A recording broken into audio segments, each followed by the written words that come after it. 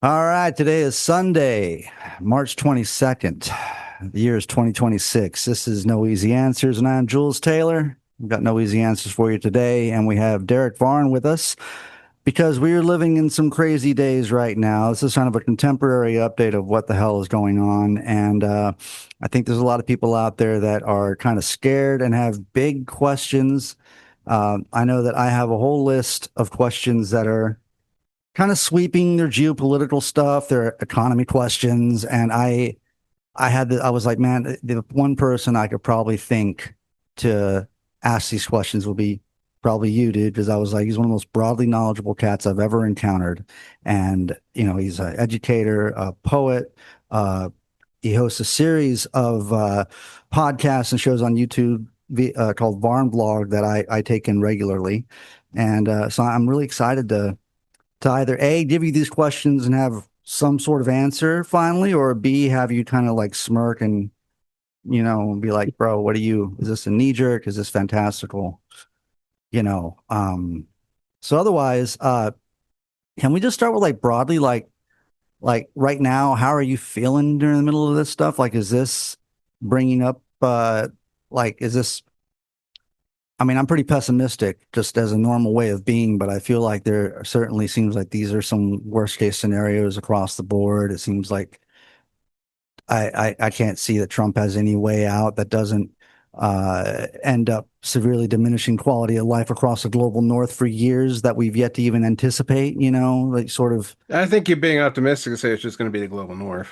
sure. Um, but I think we have to be very careful on a couple of things. One, we will talk about the specific nature of Trump, both from a kind of Marxian analysis standpoint, but also from like a standpoint of who the man is and what different kinds of expertise are and what it means to be out of your depth. Um, but no one, and I really do believe this, no one could sit atop what the West, and I don't just mean the US here. Let's say like the post-Bretton Woods political world of most of Europe, Japan, South Korea, the Anglophone world, and even its tendrils and Atlanticist tendrils and things like BRICS, and have controlled all that's beginning to break. Because there's always a debate in economics in general, both Marxian and not. Um, if shocks are endogenous or exogenous, is it the logic of the system or something outside of the system that causes things like stagflation, profitability crises of accumulation, et cetera, et cetera. Marxists tend to be somewhat 19th century in our tendency to do something like linear analysis, which is something I will critique my fellow Marxists for. If we're going to be a science, we actually need to start looking at modern scientific uses of structures because Marx and Engels were using the best science of their day. Their best science is not ours. Um, that said, there's a couple of things I'm not feeling good. I'm not feeling good. One, Civil War in the United States is still a pretty low likely scenario, but it is not non-zero for the first time in my life. Like usually what it would take to imagine a civil war is something that is nigh unimaginable. And that includes in the 1990s when we had like militia bombings and major terrorist attacks from groups within the United States because the legal infrastructure that held the US together was fairly consistent. Um, the war on terror fundamentally changed that legal infrastructure and fundamentally accelerated the US's role uh, in the kind of post-Bretton Woods Western governance world. In a way that we might look back and see that it is both the peak and sign of decline for our political power. One of the things that I think messes Marxist up when we talk about the US's long durée history is like if you look at our most profitable period it's probably the 1950s. That's not our most profitable period on paper, but if you look at us, our control of global wealth, how it's spread out, the ability to integrate um, a white collar working class into society and manage racial tensions, to integrate a massive industrial working class, which had just been kind of formalized in the early parts of the 20th century, and with 60%, as George Kennan, not a Marxist, pointed out in the 1950s, of the world's wealth, not because we stole it, although we did plenty of that, but because we didn't let ours get destroyed while everyone else's blew up. And we have generationally squandered that. The boomers came into a and built the infrastructure of the United States as we have normally think about it. Like the second half of the 20th century is normal for most people. It was built for the baby boomers, which were, as far as an aggregate generation, the richest generation in a singular region that ever existed in the history of the planet. Um, Now, I think there's a lot of misleadingness to generational politics, but that generational claim is very, very real. You would go, well, what does that have to do with everything we see today? Well, look at who our presidents have been. I mean, it's not just that our presidents are all boomers, with the exception since Carter, you know, Yeah. and Reagan. Yeah. Um, we got to remember Reagan, but with the exception of Biden, who was like a very, very, very young silent gen, they're mostly from the same fucking year of the first 2 years of the baby boom. They were born in 47 for the most part. That's Clinton, that's Trump. Um, Obama is a baby boomer, but he's of a slightly um younger generation, or he's in that gap between baby boomer and X. It's all these things are debatable. But you've had a generational block of power and a set of assumptions about the world that have basically been naturalized because at the same time as this, the world developed mass communication techniques that were really efficient. Um, a global supply chain. Now, the supply chain has always been global, even pre-capitalist, but not anything like the scale we see today. And that's even as it's being dismantled. And they're distorting things about the global supply chain. So people think about, oh, China and the US and all that. Most of your immediate global supply chain partners are your neighbors. And for the US, it was China, but for the most time it's Canada and Mexico. That was still true. Trump has messed with that. Still kind of true even with that.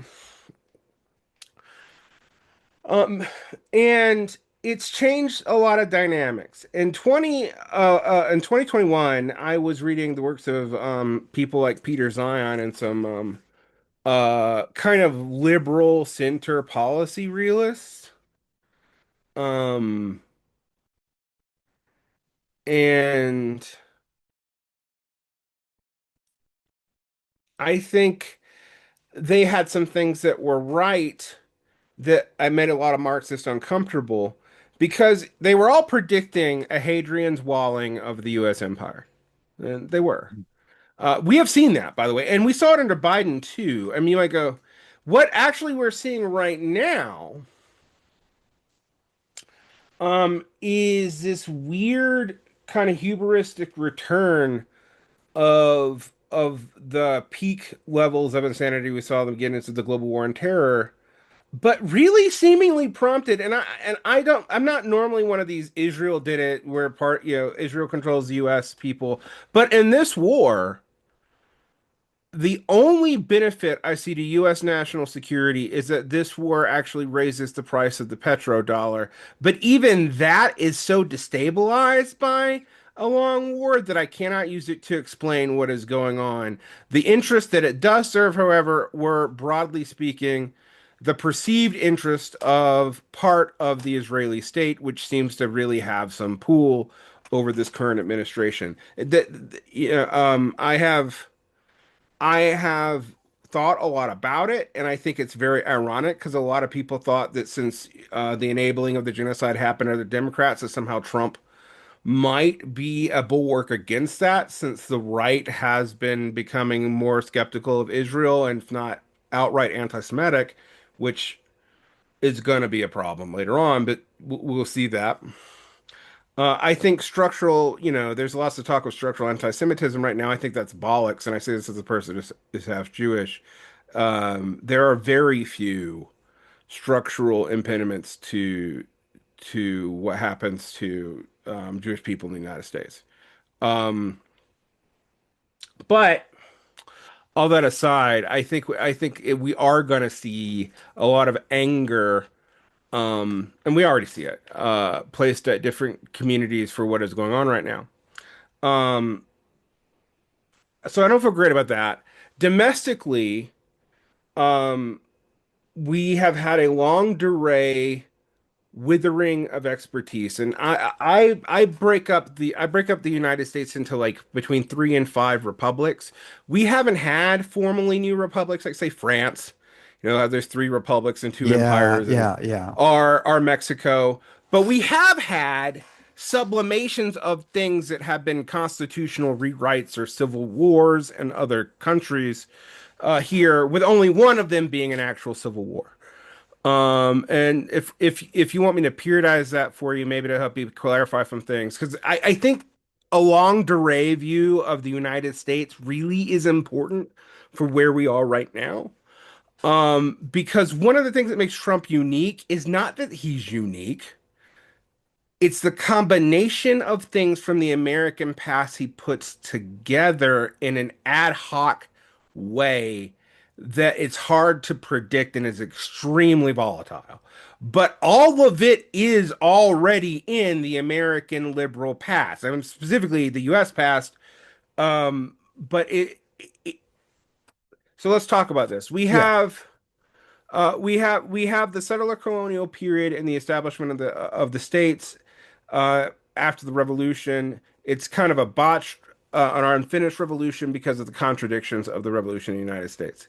I am one of these people who infuriates everybody because I think Gerald Horne has a point, but I don't think we can say that the American Revolution was just a counter-revolution, that there are counter-revolutionary elements of it, and those counter-revolutionary elements of the American Revolution were only even partially subdued by the U.S. Civil War.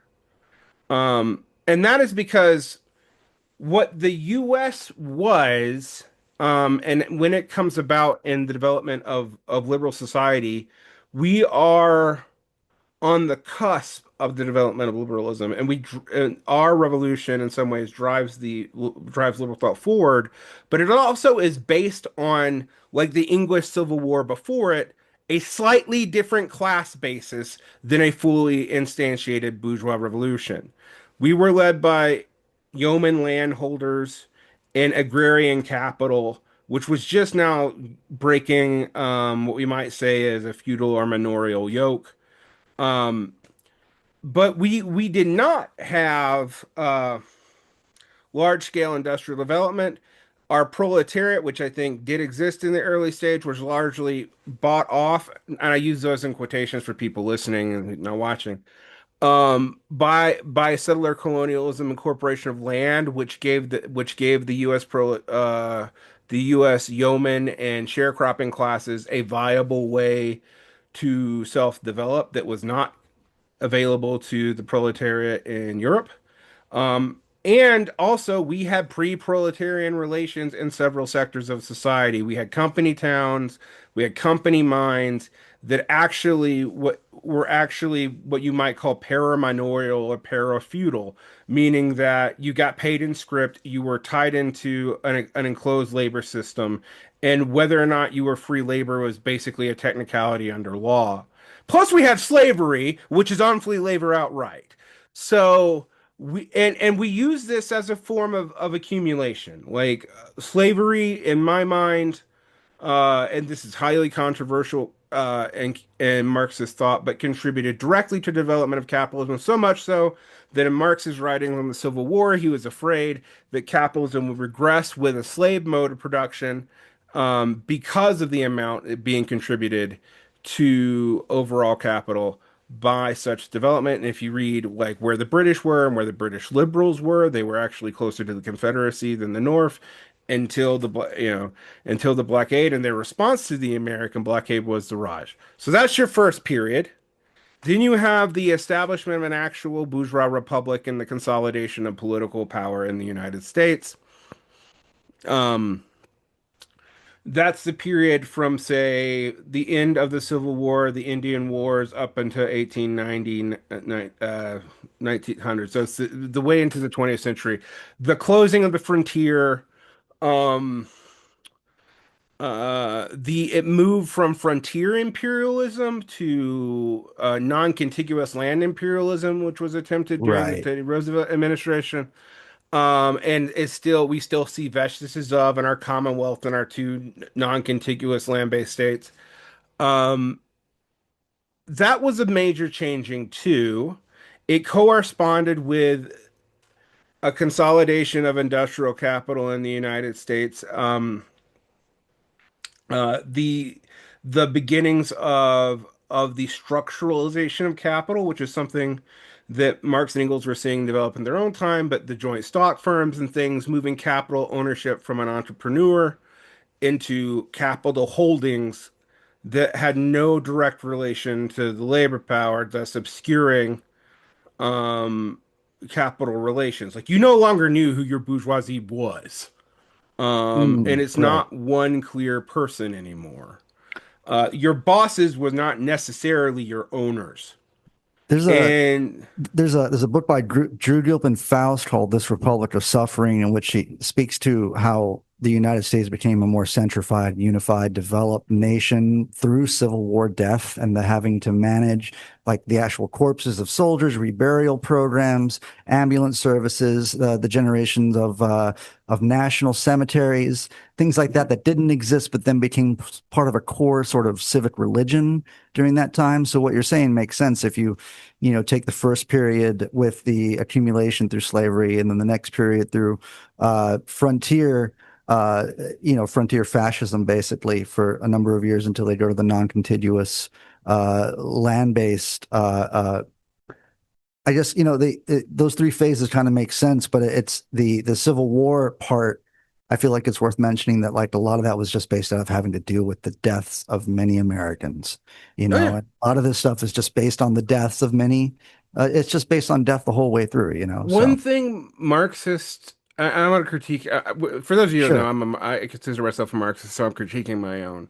We tend to view most everything through the commodity production because that's where Marx starts in Capital Volume 1, and I actually think it is the prime driver of capital ultimately. But the infrastructure of which all those relations can be driven through in their centralization did not just happen through industrial production. They also happen through war. And this is something that I think Marxist, I mean, even in our own history, when we look at when the Marxist revolutions tend to happen, one of the uglier things that we have to look at is people will say, oh, well, you don't have these revolutions in the developed world. Well, you did, they just failed. Uh, in the early 20th century, you have them in the underdeveloped world, and they're like, oh, they're led by peasants. And I'm like, well, the actually, the crisis in the room is all this stuff is a response to war. The centralization of the state and the building of industrial infrastructure is a response to the development of the Civil War here and of the Franco-Prussian War and the various national consolidations in Europe. Um, I talk a lot more about the national consolidations in Europe because whether we like it or not, most of Marx's history ends up being largely about the consolidation of capital in Europe. But in America, it is driven first by the war effort. And the war effort consolidates very disparate economies, and then by dealing with what you do with this not totally dispossessed planter class and this class that we also had in America, which were not really peasants, but not really not the sharecropper. Yeah. And this is another thing where you see this is where you see populist, where we might saw proto-leftism or proto-socialism emerge in the United States. The United States has a long history of proto-socialism. It's not just because Marx wrote here, Fourierist and Owenites and all kinds of people have been here. Yeah. But it was a mass movement with real teeth in the beginning of the 20th century. What what happened, however, was the first liquidation into the Democratic Party by the Populist Party, um, which created another beast we have to deal with, which is the Democratic Party. Historically speaking, the Democratic Party in the United States, being the oldest party, um, is a party of slaveholders, yeoman farmers, small business people, and other desperate interests, where the Republican Party historically was the party of industrial capital. Mm. And it had two real wings. You had the radical Republicans, which kind of represented an attempt to really, buy and believe the bullshit the bourgeoisie was selling itself about universal liberation and emancipation. And then you had a more conservative part, which during crisis becomes almost pre-bourgeois in its orientation. And we should expect this. Marx talks about this in France. Like, so when we see this in America, we see a Republican Party that in the 19th century was far more progressive than the Democrats, but had a much clearer singular class base. Mm. And pretty much did until Ronald Reagan. And we can say, like, it is fairly consistent through the three-fourths of the 20th century. Um, So what? how does Mhm. this like, so you're mentioning how like Trump is kind of a unique amalgam of these American elements, right? So given the three time periods and the And kind we of haven't even got to the two modern time periods, but the yeah, two, go ahead. right. But how does, because I was thinking you were going to go on some line of like he's a mixture of like the cruelty and capitalism of Jamestown mixed with some of the sort of, I mean, uh, you sure, know, but I mean, like, you know, capitalism is always cruel. It's more unique than that. yeah, he's Um, like this unique American vomit that came to the top of the system that is not nearly the last one. Like there's something worse behind him, I feel like, because the system is kind of engineered to produce these terrible examples at the top, you know? So, I mean, if we look at him, he is Reagan in reverse. He is a shit stealing, shit throwing, non-optimistic, but created by spectacle conservative figure, and that way he rhymes with Reagan. right, He also rhymes with Reagan is that his personage and his cult of personality papers over the divisions within his party, which are fractured and fragmented because they no longer have either a clear class base or any clear ideology to paper over that lack of clear class base. That was also true for Reagan, but it was a very different set of postulates that Reagan was coming up with to deal with the problem. Reagan came out of movement conservatism, which while a minority position in the United States pretty much always was actually the political driver of almost everything from 1969 forward. As the liberal consensus went into crisis, um, movement conservatism at the time was able to consolidate various bases from kind of the outside of what happened within the Democratic Party's removal of parts of its particularly revanchist elements in the South, evangelicals becoming politicized in ways they had not been in the early 20th century, and Sunbelt capital really being crushed first by the big monopolies that developed towards the ends of the Fordist period, from say 1945 into the early 60s, and then by their inability to easily outsource um, components of their production line to other countries in ways that more modular manufacturing could do. So Sunbelt industry is more directed to extraction and not commodity production, and thus it is harder to leverage labor downward in it because the local cost are what they are. Whereas you can't just if you need miners in I don't know Virginia or Wyoming, they actually do have some leveraging power that they didn't used to have historically because you cannot move them just anywhere. I don't know, to the Andes and still be a productive business.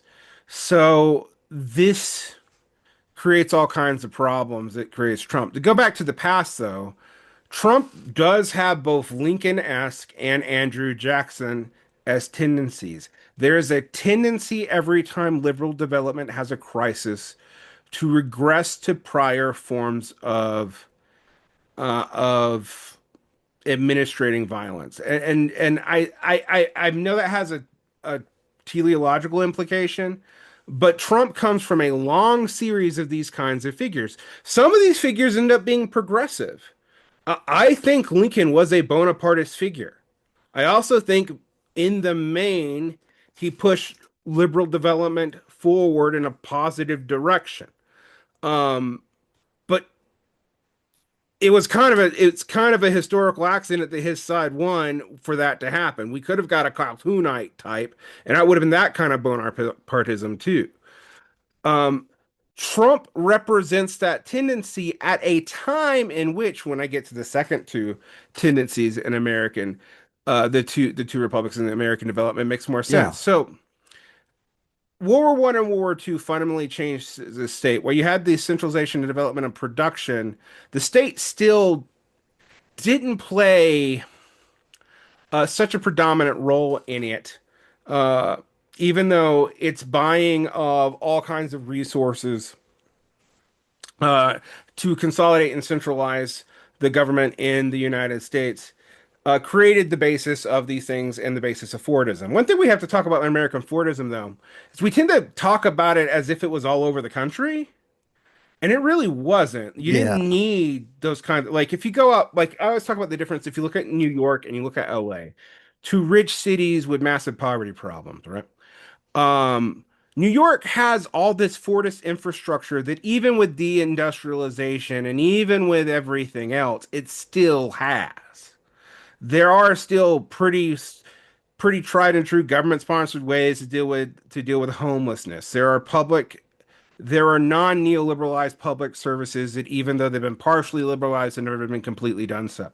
Compare that to LA, which was largely developed in the 20th century and whose boom is in the second half of the 20th century and does not have any strong link to industrialization. California is a largely rentier and land-based economy. Um, what do you see? Neoliberal shit everywhere. Like, you see, the government won't like handle homelessness itself. It just farms out money to NGOs who farm it out inefficiently, blah blah blah blah blah. Um, that's because of the lack of Fordist development in California. It basically, its prosperity comes late enough that it skipped that period. Similarly, you and I are both from the South. Yeah. The South was not ever that industrialized. It became somewhat industrialized in the middle of the 20th century, but kind of at the point right before deindustrialization hits. Like, Yeah. I grew up in Macon, which was a mill town, had a mill there from the 1930s and 40s. That mill was shut down by the 1980s. Like, so you're dealing with like a generation and a half, two generations of people who even knew these mills.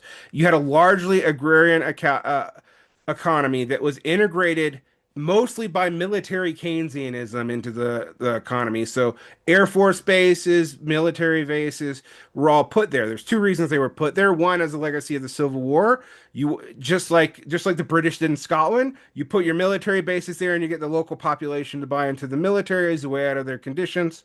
Two, you make a deal with prior elites, and particularly after Reconstruction failed, in quotation marks, was killed. Yeah. Yeah. Um, you do this by integrating them into the larger production scheme, allowing them to keep their prior privileges through other means, and offsetting the social tensions that would come to that again through the military.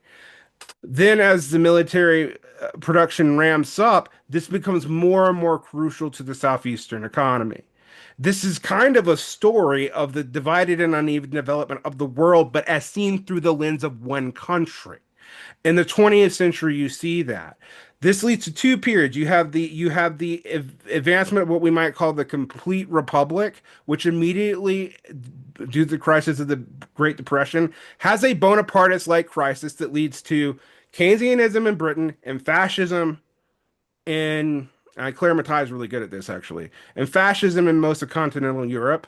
We have FDRism, which is kind of proto-Keynesian way to manage the economy, but people tend to remember FDR as if he was doing the Great Society, but all it really was stabilizing the banks and a public works program. Yeah. Um, and it worked enough, right? But what really got America out of the situation of the Depression was World War II. Two. The debate between Marxists and like standard like Austrian or neoclassicals and why World War II did it is they would say it's the spoils of war, although very neo classical economists would say no, it isn't. That's a broken windows fallacy.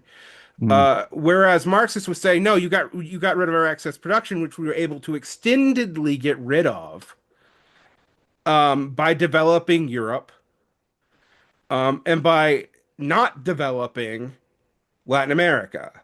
mm, So we developed Europe by and we extracted from Latin America directly, which consolidated both our production base and our ability to get resources.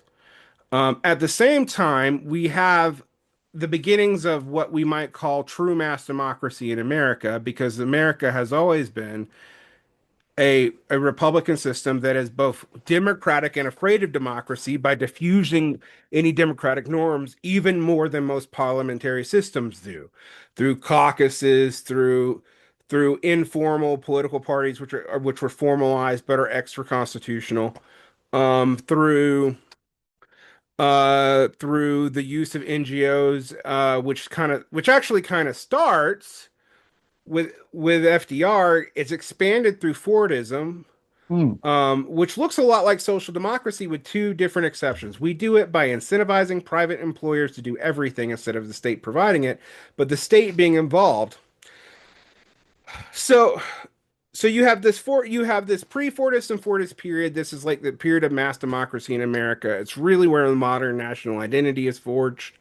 During this time period, you see things like the establishment of the myth of Thanksgiving, Mm. which was kind of begun by Lincoln after the Civil War. If you know anything about the holiday of Thanksgiving, I know we have all our normal lefty liberal critiques of it, but what is actually fascinating about it is each state had their own. It was highly variant. And the myth that we have around it today was explicitly promoted by FDR. Wow. I And it didn't was know anything about that. consolidated by the Eisenhower administration. So Wow. Okay. just like Europeans who invent their traditions, we were doing that here during this time period to consolidate national unity. Right. And we Um, continued on with like the adding of under God to the national or to the, Pledge of Allegiance, right, stuff the like Christian that. America as Christian nation shit. To Um, sort of conflate capitalism with Christianity mhm. and heighten the difference between us and the Soviets at the time. Right, like we Yeah, were yeah. we were not a secular we were a secular not secular state. um, Right, right. um all these things kind of happen in the 1950s, but they do something else which provokes which also, and I'm not saying these things are causal, but we're kind of talking about, to use that rough Marxist metaphor that I don't love, what we might call uh the superstructure. Yes. But the base is changing too, and this is in a constant feedback loop. This is not like one is dominating the other the way a lot of Marxists misunderstand this. So there are political things that happen during the war that make Fordism possible. That also, the other things that happen is the labor movement is formalized in the US, but differently than in Europe. It is fragmented in ways that is not in Europe, but is also consolidated under the National Labor Relations Act in ways that is not in every European country. But we do not explicitly have sectional bargaining. And the Republicans, whether they realized it or not, being bourgeois, realized they did not want labor parties to develop in the United States. And Taft-Hartley and the end of things like solidarity strikes, etc., like that, thus made the development of a labor movement that was a labor political force that had its own party nearly impossible. Um, Now that's, you might go, well, we've only had two parties in America forever. I'm like, yeah, but they were making sure that if the parties changed, a Labor Party would have to be subordinate or labor would have to be subordinate to one of the two existing parties, which was kind of this weird hybrid bourgeois one in the Democrats. And it got really strange because if we think about what the Democrats were from like say 1920 to say the end of the Civil Rights Act, you have a party that contains in it segregationist and Popular Front communist at the same time. Yeah, that's weird. Totally It's strange. a Yeah. very strange beast. Um, so so you have all that, but the consolidation of of this kind of national identity itself prompts a crisis. All right, the uneven development of the losing parts of the Civil War and that being exacerbated by the again in quotation marks failure killing of Reconstruction leads to a Southeast that has very rich elites and a very poor common basis that was slightly ameliorated if you were white by FDR, but only slightly. There's a lot of resentment here for that, most of which I would say Marxists don't talk about was somewhat justified. Um, so you have that major problem in the Southeast. The attempt to unionize the Southeast is stopped by the ability of capitalists to play off the racial tensions in the area so that there was never enough solidarity between different groups to fully develop a unified labor movement. And it worked. Um, this had to be ameliorated in other ways, plus segregation created an underclass which the white workforce, not just in the South, really, actually everywhere, could benefit from by offsetting some of the, some of the commodity costs that you're now going to pay out workers under Fordism to an underclass even beneath the formalized proletariat in these kind of Jim Crow era um, places that are still some of the poorest places in the United States today. Yeah. Mississippi still sucks. Yeah. And I'm from the South, so I know a lot about this. But that created a cultural resentment based in real economic grievances that are often under addressed. Um, that also pointed it out that this development of a national civic religion had contradictions in it. If you try to create a Christian nation identity in a group that's based off of sectarian Protestantism that has never been particularly self-consistent or liked each other, you're going to start seeing these split off in very strange ways. And that, and you started seeing this in an increasingly divided culture. One of the things that becomes clear is the myth of of a homogeneous American culture was never true, but the closest it was to true was the 1950s. But that put a lot of strain on these, what we might call unevenly developed internal peripheries. Um, the flyover states, the deep south, et cetera, et cetera. And it also risked both a cultural identity for Southern whites, particularly Southern whites workers, and a cheap economic base. But when you have people with no rights in your own system, um, that was able to offset these tensions. This causes a crisis that could have led to another civil war, and many countries would have. It was papered over by law. The Supreme Court, and I'm going to sound like a conservative when I say this, but the conservative understanding of this is not wrong. The Supreme Court took the powers that the Supreme Court gave to itself all the way back in the establishment of the country and used it to create all kinds of new rights to handle and manage these kind of reactionary things that had developed in response to um, this uneven development. Now, what does this have to do with Trump? Trump is a literal child of this time period. Most of our presidents are literal childs of this time period. What do liberals do about this? Well, liberals start conflating democracy with the administrative state court. Hmm. So, what they try to start selling to the general public is competence in administrating the state. and that they can do so without really costing industry. So we don't have the problems that emerged in the 70s when Fordism had a profitability crisis because of both oil shocks and its own low, low profit margins that have been papered over by the stock market. This might sound familiar, and we're beginning to get the modern conditions in Mhm. the 1970s. This starts to burst, leads to stagflation. And what you see then is two things: the promise of competence and the promise of incorporating elements of new parts of capital into progressive management of society. You see this in the Atari Democrats. Now, I want to go back to the 1960s for a second, though, with Trump, because it is true that we tried to democratically fix these problems in our consolidation of national culture in the 1960s. You saw a lot of civil rights legislation, et cetera, et cetera, et cetera. But the fragmented nature of the American federal system eventually caused that to hit a wall. And if it was not addressed, you were going to have more and more violence. We were seeing political violence start to develop everywhere. So you have two undemocratic areas of the state get stronger and develop what is effectively bureaucratic oligarchies over parts of the government.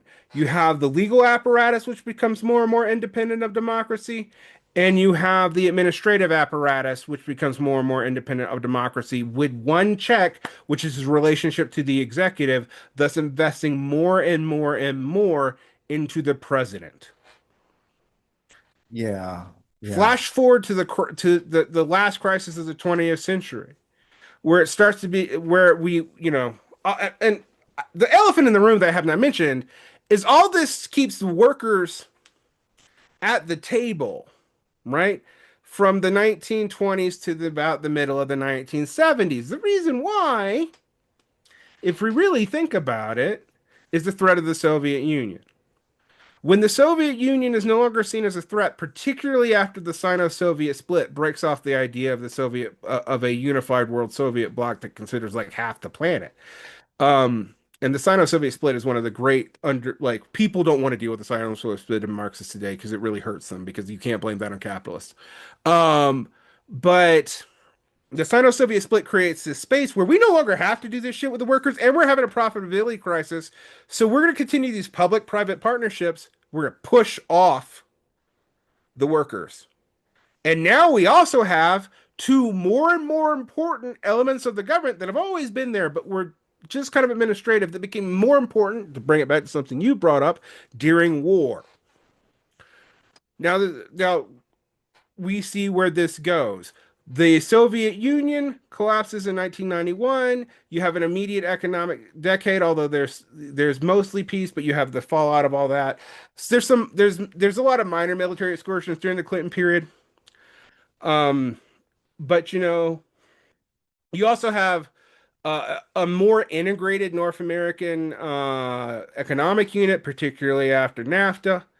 Um, and and this really does sort of shift cultural stuff even more because now how are we going to make up for this black underclass that we can't figure out anything to do with? We're mostly imprisoning them through the drug war, by the way. Yeah. Um, well, migrant labor, which then increases anti-immigrant tensions in this country, and this is a tried and true thing. We've done it in the U.S. several different periods. But also, I mean, like what Marx is writing about this with the Irish and the British in the 1860s. Trump is formed by all these things. Add to that the global war, this administration state based on competence hits the global war on terror and no longer looks to be competent. Mm. Yeah. All right. So if you see me, we have this first period of the 20th century of consolidation. We have the second period where we've also built out the social infrastructure built for the baby boomers. We've also kept workers somewhat ameliorated because we're afraid of an internal threat of something like the Soviet Union happening here. And all those things are gone after 1992, but that initial wealth and investment is still here. Um, I'm reminded of like this Shahid Bolson said in one of his recent talks about how at the end of World War II, at the George Kennan point where you're talking about how he writes mm, this letter that says the United States has more than 51% of the world's wealth. yeah. Um, it's kind of like looking at a fighter wearing a big gold belt and you assume that he won that, but you don't really ever put together that, wait a second, he didn't win that belt. He just had an absence of a competitor. And so in the way that we acquired all that wealth after World War II, there was not really someone that could, it was a bipolar power arrangement at that point, but we had the working economy, military, as you mentioned. Right. So So we yeah, had our competitor was ideological and not economic, yeah, and we had yeah, another advantage. We leapfrogged the British Empire and just assumed it informally. yeah, We didn't yeah. formally abstain. I mean, it's formally free, but we took over British dominance of those economic areas in most places. If you see like the Anglosphere dominance, it was dominated by the UK. Over the course of the 20th century, its major trade partnerships to the US in most cases, with the exception of some parts of Africa. And there's something to be said there about Iran as well, in the sense that we were there with England, weren't we, in the early days of BP? Right. That's Right. part of the reason why we even had an interest in the area. So, Right. And I mean, you see this in the different ways that we handle Israel. I mean, one of the uglier parts of communist history is the United States, until Truman, was opposed to the creation of the state of Israel. And even when Truman did back it, he did so against the advisement of the Joint Chiefs of Staff. Um, Partly because it was seen as an area where the Soviets could have influence, because the Soviets, I mean, the Irgun, for all of its fascistic tendency, was actually often using Soviet guns. mhm. Um, I say that because it's confused, but we were not nearly as pro-Israel as we are today until after the 69 war. And that is really where our relationship to Israel really consolidates. Um, and part of that is because the British really fucked up their half-assed decolonization of the Middle East. Part of that is because the Middle East also has a different developmental pattern in regards to like nations, because the caliphates and the various post caliphatal states were multi did not fit in any way a European model of nation states with clear nations that had consistent histories, singular or at least related confessions, a consistent economic bloc and a shared language. You don't have that in a lot of, say, the post-Ottoman world. Um, and so this is like where the imperial impetus becomes really, really problematic, because it's where the kind of national technologies that we've used to develop and manage this world of nations breaks down, but it's also where the most important fucking commodity on the planet is, which is oil, which we also have a lot of now, but at the time we did not have easy access to it. One thing I think though that people have to understand about blood for oil, like when we get to the 21st century, it's never been about the physical oil. People think it is. We never needed that fucking physical oil. Mm, We don't need that. We need petrodollar valuations. sure. Yeah. We need to offset the cartelization of oil by our ability to tie our um our economic clout to it. One of the It one of the Good. sweeping questions I was gonna ask you about concerning the petrodollars, I think it's a little murky in my mind how the so is there like a cascading sort of reaction thing? Like if everyone starts paying for the oil coming out of the Strait of Hormuz with Chinese yuan, I don't know that that automatically creates like a petro yuan, if It I'm does not. pronouncing that right. So, but it does do damage to the petrodollar, and It in means we could turn, go back to commodity-based monies or right, right. commodity-backed And monies. that's the chain thing that I'm getting to, is that like how does the weakening of the petrodollar then in turn affect the US dollar's role as a reserve currency, which then if that falls, isn't like a cascading thing to make the 39 All right. trillion dollar debt real at that point? Like, Yes. okay. Well, okay, sort of, except that it's denominated in dollars. So let's talk about this a little bit, because this is one of the things we need to talk about. We live under modern monetary theory conditions in the Anglophone world, but we do so because of our place in the economy. And there's three ways to be able to have currency sovereignty where you can purchase things outside of your borders. The problem when most people's talk of modern monetary theory, and you might go, your audience might go, why are you bringing this up? Well, people are going, when I say that, I'm saying like, there's nothing inherently about gold that makes it like more valuable. It just has a world, it has historically been a commodity that is transferable almost infinitely by melting it down. So using it doesn't cause you to lose it. Um, and it is somewhat rare. And in prior economies and more stable population bases before the 20th century, you'd want a somewhat rare commodity that you also did not waste by eating it or building with it without Yeah. being able to convert it back into itself. And metal meets that criterion, and relatively rare metals like silver and gold work for that.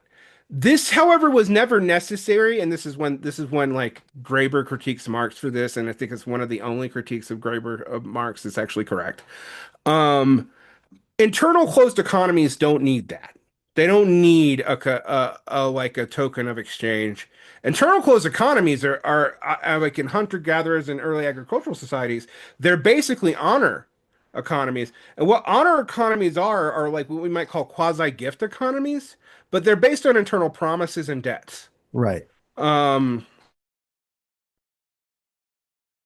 System, if people aren't in your language group, if they're not in your trade sphere, they want the goods, motherfucker. They're not going to buy your promises because they don't trust you're not going to stab them in the middle of the night. Um, and this is like deep economy shit. This is like anthropology, but today, Marx always talk like in the Grundrisse, for example. Marx talks about the possibility of not of non-metal money and non-commodity money. He does, and there's other forms of money. Marx talks about credit money. He doesn't talk about state credit money or fiat money all that much. Hmm. Because it barely existed. And the reason why it barely existed, and Marx talks about this, and unlike some of my MNT friends, I think Marx was right for the time period he was living in. No singular great power could enforce their currency outside of their borders, so they still had to trade in something neutral, Mm. a metal, Yeah. for example. Uh, Today, this is muddled. We do trade in oil. The petrodollar is a commodity that partially backs any claims that we have. And that was a political deal. That's super structural. Like it's a political deal that we made with Saudi Arabia in the OPEC crisis. So like you get to keep your cartel, but you're trading in our money. And if you do that, we won't bomb the shit out of you. Which brings me to the three conditions of currency sovereignty mattering outside of your own border that modern MMTers, some of them are dealing with this, but most don't want to deal with. One, um, why the fuck would anyone not in your country take your currency if it's not backed by anything? Because they don't owe your taxes. Right. So that has no reciprocal promise. So if you want them to take your currency, you can do it two ways. You can do what the British did and literally directly take people over and give them worthless script like they did in Rhodesia, or you can tie your commodity into your purchasing power, which we did with the Marshall Plan, and by backing it with some relative promise to gold. Now, even early 20th century money was not commodity money; it was commodity backed money. Those are technically different things, because you're not debasing the coinage to change the value that way. I don't need to do that. All I need to do is like change the exchange rate of the dollar to gold. There we go. Or the dollar to oil. So we get off in the 1970s. This ends the Bretton Woods Agreement and the backing of dollar with gold, moves us to the petrodollar. And we're also the most productive economy in the world at that time. If you are a super materially productive economy, you can ask for people to pay for your shit in your own money, right? Because Yeah. you have the stuff. They don't got it. Yeah. Um, Now the so there's the other way. So you have I'm productive enough to command people use my money, Yeah. or I have a big enough military to command people use my money, and we have both. That's fraying now. But what people keep on thinking, they keep on look. You see people like even like Michael Hudson, who I think should know better, keep on looking for a new forex market that's going to replace the motherfucker. All the BRICS countries have been backing gold. Sorry if I'm swearing too much. No, Have you're been good. You're good. backing gold for a while. BRICS countries have been buying huge amounts of gold for 20 years. Yeah. The other reason why is domestic politics. If the Communist Party of China decides that the yuan is going to be a currency like the dollar, they have to free float the currency, which also means they would make their own production super fucking expensive, which would lead to the same conditions there as here, and that would be even a bigger disaster for them than us. Yeah, that's something, isn't it? Like you can either have domestic production or the global currency, but you can't really have both because it makes it too expensive to build at home, basically. Right? Yeah. I Yeah, mean, yeah. and like we have. This is one thing that has been a misunderstanding by Americans. But what's happening? You can have domestic production here, just can't be made by humans. Yeah, Um, yeah, yeah, and even before AI, even before the fucking desktop computer, we figured that out. yeah. People always talk about outsourcing. Outsourcing was used in the immediate period of deindustrialization, and deindustrialization is kind of a misnomer. When we say deindustrialization, what we really mean is the deindustrialization of the labor pool. Hmm. There is still industrial production in the United States. It is still the second, even now, largest industrial producer in the country, although that is declining rather rapidly because of Trump's tariffs and breaking up our supply lines. But it still is. All right. Sometimes Europe can, oh yeah, sometimes Europe can overtake us, but the war with Russia and Ukraine has meant that Germany's powerhouse production model has completely failed. Um, it's they can still produce for themselves. It's not like they're in a Great Depression like economy. When I say completely failed, I'm not saying that they're doomed to utter poverty. And the other thing when people listen to me, when you say how bad things can get, one of the things I'm going to tell you is people keep on expecting great events. Has some British listener of mine who's like, I always say the British economy is fucked because like it's slowly turning into Argentina. It has very little natural resource base on the island, and no, and it outsourced its industrial base because of the empire to other countries, like almost immediately. So it just doesn't exist. And attempts to do that in the UK have been completely botched. And now you have countries like Poland and Ireland with higher per capita, admittedly, because population in the UK is rather large for its size, but higher per capita GDP than them. The UK is slowly declining. Now, people keep on expecting like a Great Depression like event. Great Depression like events are rare. All right. Stark deflation normally looks a lot more like the 1970s than the 1930s or 2007. It's slow. You have complex systems that are hitting checkpoints and limits at different times, and they're in feedback with one another that they will slowly ramp down. You have had many recessions and depressions in the past that, if you look at the long durée of the 20th century production, were actually a sign of bigger production shifts and problems than the acute problems of the 30 of 1929 and 2007, but don't cause a shock crisis. Um, the UK is not in a shock crisis. The UK is in a slow, managed, fracturing decline. Europe is not in a shock crisis, and it's in better capacity to deal with this than the UK, but it's also in a slow decline. The United States in 2021, I would have said, we will be the best able to manage our decline because just geographically, we had good trade with Mexico and Canada. We are food secure as a continent, even in bad weather conditions. And we have plenty of land, both arable and not, that if we wanted to develop by other than market forces, we totally could for our population size. Um, but notice the caveat I put in the beginning. If we don't fuck it up ourselves, Yeah, which we immediately did. Um, so when people like, oh, the American Empire is falling, the American Empire has been falling in my mind since the late 1990s. sure. Our moment of success actually proved that we didn't really know how to be a hegemon. The conservative British historian Neil Ferguson's actually really good on this in his book on Empire and very honest about it.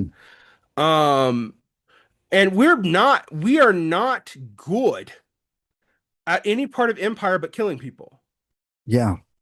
Um, I mean, I remember saying a little while back about how like the United States is so used to being this sort of powerful militaristic hegemon that we never had to really deal or be diplomatic. We just kind of did everything at the barrel of end of a rifle. And, I'm examining part of this Iranian situation where we commit perfidy and kill our negotiators and shit like that. And I'm like, man, it's true. We don't even know how to fucking negotiate. We never had to do it before. It's like we're just so bad at this. We're just killing the people that we negotiate with, which is, right. yeah. So, Well, let me tell you where things get real bad, and now I'm going to pull like so. One of my innovations, you might call revisions. People get mad at me, but I'm gonna admit it. And Marxist theory is trying to increasingly take classical Marxist dynamics and introduce and stuff as developed by Lenin and forward, but introduce complexity theory into it sure. and probability because we didn't those didn't exist in the 19th century. The Soviets only kind of played with them a little bit in their cybernetic attempts in the 50s to the 80s, and they were so afraid of their uses in war that they kept them secret and didn't really develop them with the public. Um, so I'm going to talk about some few broad trends that are actually, we could talk about this in the socialist way. We talk about what's unique to capitalism. I'm going to talk about some trends that are bigger in my mind than Mm. capitalism.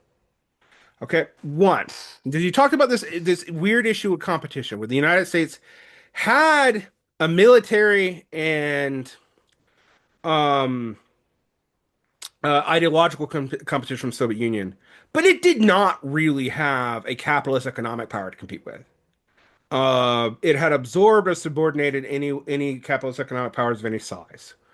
Um, so that led to different conditions in most of the 19th century where you had major capitalist powers and competing imperialisms, not just like one imperial superstructure. Even though imperialism is a world totality and has been since people have been writing about it in the early 20th century, it was it was a competitive one between capitalists. During the second half of the 20th century, um, I think the analogy is Tukhotky's ultra imperialism. I say an analogy because it doesn't actually fit it if you look at the fine print. But where you had there was such a powerful hegemon, and he was so removed or, from Europe. We're a settler colonial state, a continent away, an ocean away. Hmm. Um, that we didn't really have imperial competition of any significant amount from anybody. I mean, the British get a little uppity, but then, we could fuck with them if we really wanted to. Yeah. And not just militarily. We didn't need to do it militarily. Like we could just like not buy their shit. So that's the problem. Um, for Marxist analysis. Also, like Lenin's imperialism was not supposed to apply to a world where there was actually even if you don't think the USSR ever achieved socialism, and that's an open debate. Um, uh, you weren't supposed to have even a power trying to be socialist in this equation. Um, and so you have dynamics in the 20th century that do not exist until you go back to like ancient empires. Like you got to look at like the Persians versus the Romans for similar Right. analogies. Right. Right. Um, and one thing you learn about like say the Persians versus the Romans is the chaos in the borderlands can actually create forces that you can't see. Ironically, in the same places they are right now. Um, which is the Levant and the areas from Khorasan into modern Iran. Like Yeah. like like that is the area where a lot of this shows up because that is the area of like why is the Middle East important? I didn't really understand. Oil's one reason, but why was it important before oil, right? Like why is it so I mean, that's hugely the important? center of trade. That's where the whole world Yep. kind of intersects, man, It's where a supercontinent touches another supercontinent. Yeah. Yeah. Like And even today, where you have North America and South America removed from these continental things, you still pretty have a lot of fucking power. Like I think about it today. When I Yeah. lived in Egypt, Egypt's, you don't think of it being an important country. When I lived in Egypt, in 2013, 2014, 2015. And I remember learning there's a giant cable, uh, on the, on going around Alexandria that if it was cut, the fiber optic connection between Europe and Asia and North and South America goes down, and all we have is satellites. Yeah, I mean, I've seen. I mean, maybe it was a tweet. I don't think it was ever confirmed, so don't take me for being 100% accurate with this. But I've thought that like there was a tweet or something that was saying that was a threat from that like, hey, don't fuck around too much, or we're gonna cut these underground cables, man. Like I don't know, I don't Yeah, remember. it's a threat. I mean, But there's all it's on the kinds of table there. real. Yeah, The other thing that, to bring it in this complexity theory, so let's talk about internal dynamics and then global dynamics, and then some things that should scare us yeah, on a big level. No matter how you cut it in America, since you had this development of a white collar working class that was the predominant force in American life, um, you have these expertise live in areas of government developed after World War II that become increasingly important in the 1960s and 1970s. Um, and you have a fragmented state of power and administration of social welfare, but an increasingly centralized military apparatus. And that was one of the things that makes the US so weird is like we administrate our social welfare stuff at the provincial level in an extreme fashion. And by provincial I mean state. hmm But our military, our everything is increasingly centralized. And this was even more centralized. The centralization of the various federal agencies really was accomplished not by a war that was formal or even by the Cold War. It was done by the global war on terror. Um, and people increasingly saw the presidency as the only meaningful part of democracy because legislatures had less and less incentive to do anything after you had more and more power put in both the judicial and administrative branches. But furthermore, the amount of capitalist influence in the legislatures increased because every election, even if it's local, is now national. Because, like, let's say about why do I give it? Why are people on Twitter trying to get me to care about Graham Prattner? right, right, Right, right. You right. can't vote Why? for him. He's in a different I can't state. vote Yeah, for him. He's right. not in my state. They want me to give him money because it takes more money than you can organically get within the state to run a state level campaign because of the national involvement on all politics. Well, not only that, but like they're still asking you for money, even though that Congress is just actively ceding any sense of power it has constitutionally to unitary executive theory, which it's like, what is the ceding of power by Congress other than a sort of usurping of, any sort of sway No, the yeah, public may have, and it just right, proved, yeah. And then the increasingly sort of, distant, effects that the common person can have through voting on any sort of thing that's brought up by a member of Congress that's said to represent them. That's just one more reason, I mean, just like the APAC thing here, it's like there's a lot of why don't we have an opposition party right now? Well, maybe a lot of them are paid, by Israel, by the Israel right. lobby. It's like yeah. Anyway, please continue, brother. So the centralization is a huge problem. Yeah. But we have a fragmented legal structure, and that legal structure has gotten more fragmented over Trump. But we also have elites that have used credentials and stuff to. I mean, I don't care that much about wokeness, but wokeness was a sign that elites no longer had competence as their primary driver and justification for what they did. Mm. I'm just gonna say this like straight up, like when and people go, oh, that was just the humanities. No, it wasn't. You see this across the board. You And see when this in HR. when you There's say no this, do long. you go all the way back to like Clinton and the politically correct days that kind of gave This way was to always. wokeness? This was no. this tendency is a deep tendency in human society. It's not just, and also I don't want to sound like I'm condemning it because what it is responding to is the unfinished and bullshit nature of bourgeois rights and promises. Yeah, it's like Um, politics of representation kind of thing. Like, right, so long as liberalism can become ever more representative of everybody, then, what is it? Cornel West says dark faces in high places kind of thing, right, like, yeah. So, exactly. Um, and at first in the 90s it was very superficial, but by the time you get to the aught teens, you have majority minority like boards of Harvard. yeah. Um, uh, But how this was achieved is interesting because it was a bait and switch by the liberals the entire time. The focus of affirmative action was at elite institutions.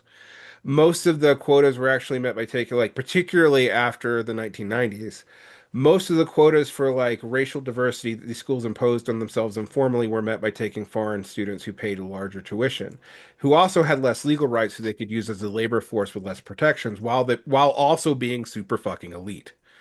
It's like a contradictory position. We're hyper exploiting the elites of unevenly developed countries and using that to say we're fixing the racial imbalances of our own.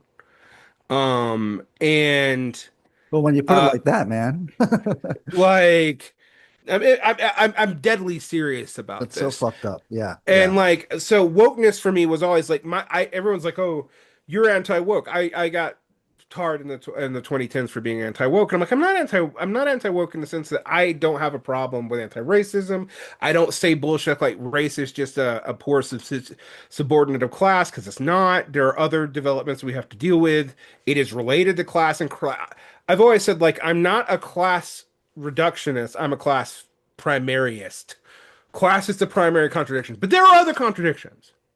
Like, um, but the way woke stuff showed is also that these elites were running out of steam. They couldn't recruit domestically anymore.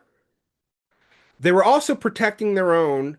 So, uh, you know, elites, the people are always surprised when I say, look, I know this is going to shock you, but all that bootstrapship was not true in the 19th century.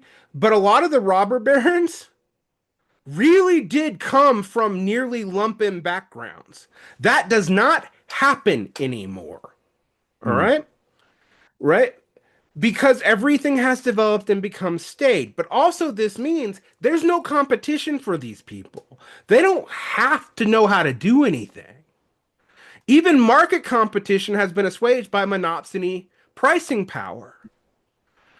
Like all the current oligarchs that are new, the richest families in the world are still richer than a lot of the richest people in the world, and they're actually mostly the descendants of the families from this Fordist period. They still are. But if you look at individuals, these are all oligarchs. They didn't come up through the competition of the market. right. Almost all of them were protected by a mixture of venture capital and government contracts through their entire development until they had monopsony pricing power. Yeah. That's not how capitalism worked in the 19th century. It wasn't completely foreign to it. And no, this isn't like neo-feudal conditions or some stupid bullshit like that. But it is a difference. And it also means a bunch of things. Okay, so one, a lot of the early capitalists really were good technicians and good skilled and relatively skilled at all kinds of things, except for finance capitalists because they've always been kind of parasites. In fact, even early bourgeois culture saw finance capitalists as parasites. What another change in this is to go back to classical Marxist theory and Hilferding and Lenin is that in the 20th century, the banks started integrating with large industrial capital to keep liquidity functioning to a way in which you couldn't separate finance and industrial capital anymore. So instead of finance and capital, you had finance capital together as a hybrid thing, meaning also that a lot of profits were actually made by rent seeking as early as the 1970s. And profits here not being true profits, but rent revenues. And I know this sounds really technical to people who aren't into economics, but there is a difference between revenues and profits, but people don't talk that way, which is why people will say, oh, we're in a period of of record profits. No, we're not. We're in a period of epic revenues, but that is taking from somewhere internally. You're not generating anything new. So what you have is an increasing centralization of power. If you have high profits, you can actually diffuse that shit out. You Mm. can't do that now. Um, so the base is still driving most of this. We've talked about this superstructurally. Trump comes in from this. And who is Trump, right? Who is Trump? Trump is a media figure and a deal maker. He is not stupid, he is cunning, right? His first administration, which is what I thought his second administration would be. I was horribly wrong about that. I was being misled, and also, liberals are usually so fucking wrong about stuff that usually intend like I'm not going to listen to them, and Yeah. I was wrong not to listen to them on some of this stuff. And they take this as my one mea culpa for people who are listening, you know my history. But Trump too comes in and he operates like a mob boss. Yeah. All right, what's the difference? Trump one tried to subordinate already existing expertise, but it was already frailed and protected. These experts aren't the same kind of experts that existed in the early 20th century. They're just not. All right. Um, but he tried to subordinate them. He realized that they were too wedded to prior systems, and it actually created a continuity between Trump and Biden that I think is under acknowledged by nearly everyone. Trump too, however, came in and decided to run this like a feudal court or a mob boss situation, which is also para-feudal, where loyalty is what you're looking for. So you actually have an incentive to appoint people who are not competent because they will be more loyal to you because they have no future. All right, now I come in, I talk about complexity theory and how I can explain this through complexity theory.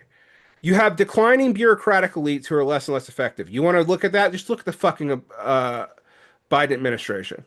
The Biden administration could not reestablish normalcy through normal technocratic means. It wasn't that they didn't try, they couldn't do it. They didn't have the expertise to do it. The work had been done too long ago. It's mostly been done in the 1940s, 50s, and 60s. The baby boomers are not the generation that built the infrastructure in which they strived in. They just benefited from it. They don't know how to build it.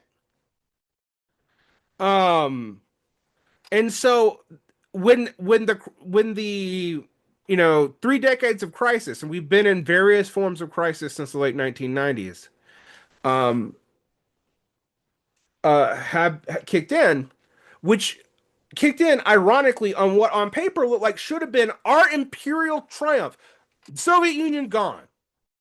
The capitalist world is mostly united. China, to get its own investment, has synced up with the capitalist world to be able to do internal investments. It didn't do it itself, and Mao's various attempts to do it self-sufficiently frankly, didn't work. Um, so they had to get that capital somewhere, and they could try to take it over. They don't want to be imperialist. China's never been about that. I'll give it that. Well, modern China's never been about that. Ancient China was all about that. Um, I'll give it that credit. They're still the most responsible power on the planet, but um, they had to get that capital in, and so to do that, they had to join up with the capitalist world, and it looked like that subordinated them to the capitalist world. Turns out, not really, but I will also say they have not put on the table another socialist international. They have not tried to expand their project beyond their borders. Yeah. And from the communist perspective, no matter what you think the nature of the People's Republic is, whether you think it's socialist or attempting to be socialist or state capitalist, and there's good arguments for all three, they have not returned international communism as a movement to the planet. It's true. So, Yeah. um, so when you look at that, it looks like that was a moment of triumph, but that caused every single internal political crisis and contradiction to come out. So we have elites that are degraded. And I say elites, not capitalists, because capitalists have been. Well, the other thing that happened in the 20th century is the wage relation went from a minority position, limited mostly to things like the industrial proletariat, to a general relation that applied to like 80% of the population to some degree. The other thing you started seeing towards the end of the 20th century is the structuralization of capital also meant that about 50% of the population was like 1% a capitalist. Mm. That they were invested in capital, and this is in the developed world. But they can't be, you can't call them capitalists in any true sense because they could not survive off of this on their own. They can't, they still have to live by the wage. So they are still laborers, but they have investment in the capital. Um, and then you have these things like the what we might call super labor aristocrats or upper management elites who maybe are structural capitalists, but not for who they work for because they're paid in stocks. Hmm. Um, but also might draw a nominal salary. So you have this near universalization of the wage relationship, which becomes a problem. Um, you start seeing in the aughts this becoming such a problem that there's a move to get people back into an informal economy.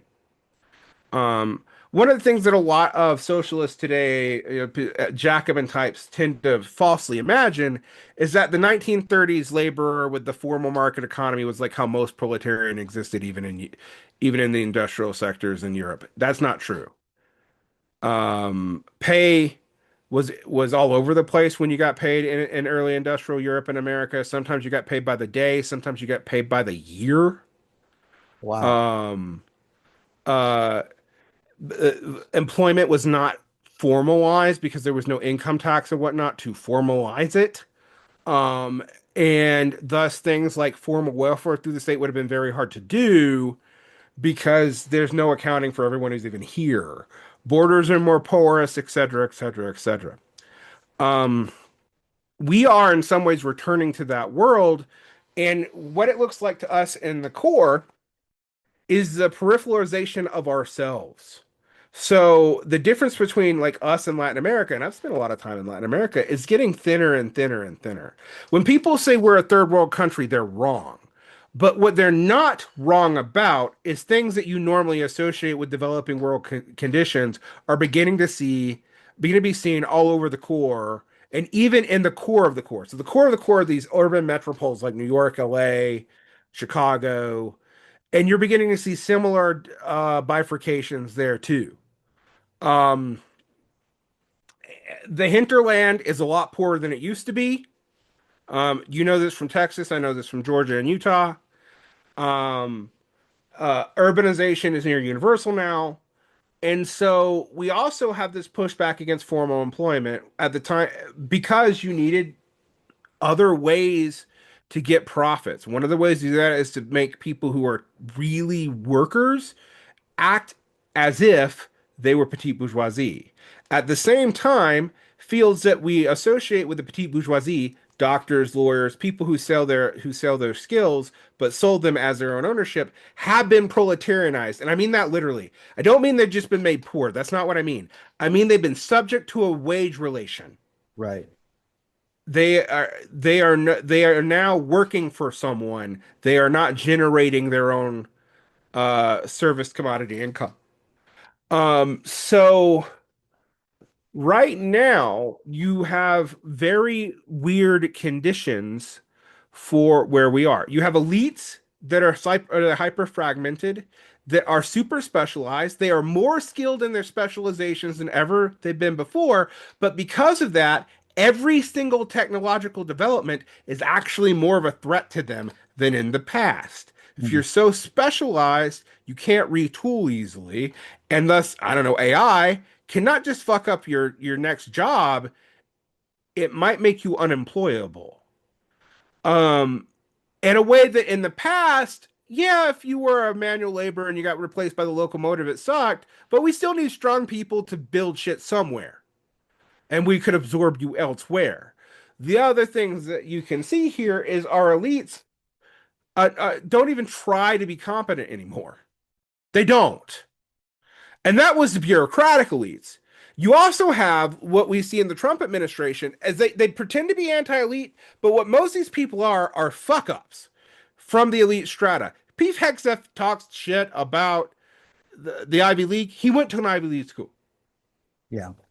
These are not people from out. They're not like populist warriors with gumption. They are the laughing stock of an increasingly decadent elite strata in several classes that have been able to leverage hostility to these classes to set up a counter elite that is even more incompetent because how they got that leverage was just the media.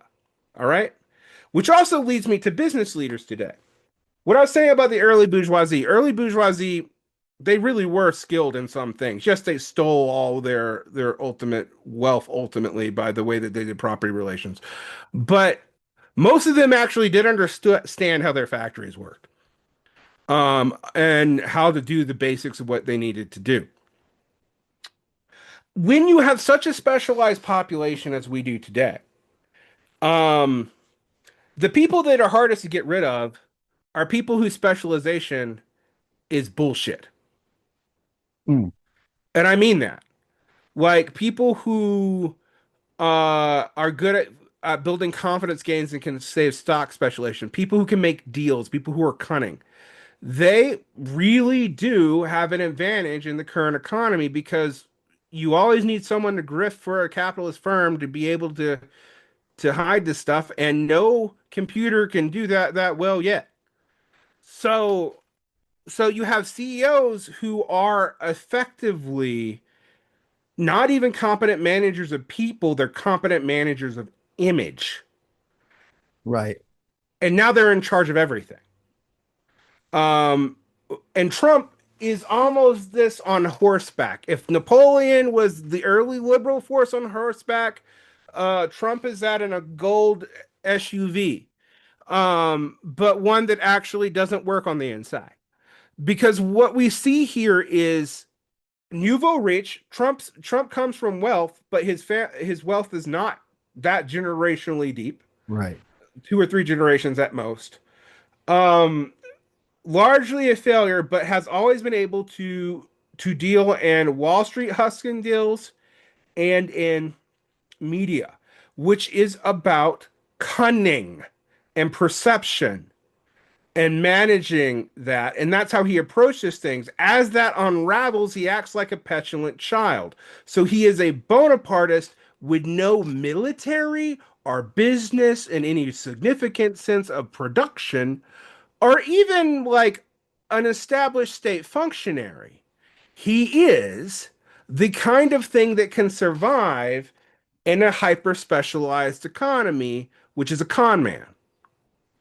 And people think, oh, that you're just saying Trump always lies. Well, he lies a ton. We all know he lies a ton. Even his fucking followers know he lies a ton.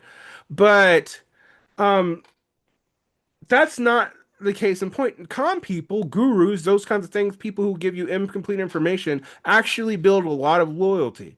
But they have an unstable class base, and we see this in MAGA. MAGA class base has changed, like, and their explanation for themselves has changed so many fucking times in just like 10 years that it's even hard to see who they were. So originally it was like small manufacturing, Rust Belt real estate developers. Now it's big tech AI and energy companies.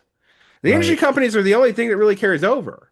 Now, it makes sense that the tech people now want to be aligned with the energy companies because now they need a lot fucking more energy since the technology that they're basing everything on has no means of being efficient.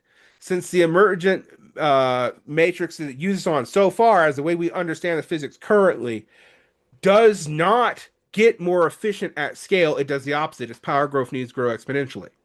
Yeah, it Uh, seems like it's not really helping that the economy seems to be a bunch of wind right now, whether it's like AI development or futures prediction markets, or, I look at what we seem to have cobbled together as an economy. I was under the impression this was like, GDP was made up of like physical goods and exports and tangible metrics and shit. And it Not just seems anymore. like not anymore. It's like a very upscaled Patreon where we all send each other the same $5 every month, and it's just kind of Nvidia buying, chipsets or what have you from like six different companies in the same kind of loop that spreads the money around. And I mean, but could you speak to that a little bit? Because I feel like certainly that cannot be helpful when we're talking about the potential toppling over of the US economy at some point? Well, let me give you an example of why I was talking about gold earlier. If I was to Yeah. measure all economic growth back to the vision of the appearance of quantitative easing in gold Yeah. and not in U.S. dollar denominations, we have not had any economic gains since 2007.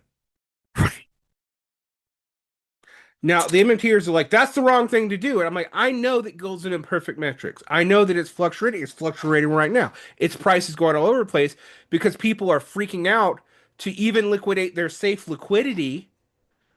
So people are letting go of gold holdings because they're having margin calls done on them. For those of you who don't know, a margin call, that's how you have to prove the company is solvent Hmm. because everyone is worried about fictitious capital, something that Marxists were on before everyone else. What is fictitious capital? A lot of people don't know what I mean by that. Fictitious capital is a lot of the stuff we move around is based on the valuation of capital. That's made up. Yeah. It's not made up from nothing. It's not arbitrary, but it's made up. You don't know if it's real until you try to valorize that capital. Well, what do we mean by valorizing that capital? Let me explain that for normies. That means selling the goods on a market. If when you go to sell those goods and the evaluation is significantly off, the difference between what you could actually sell it for and what it was evaluated for is fictitious. It wasn't real.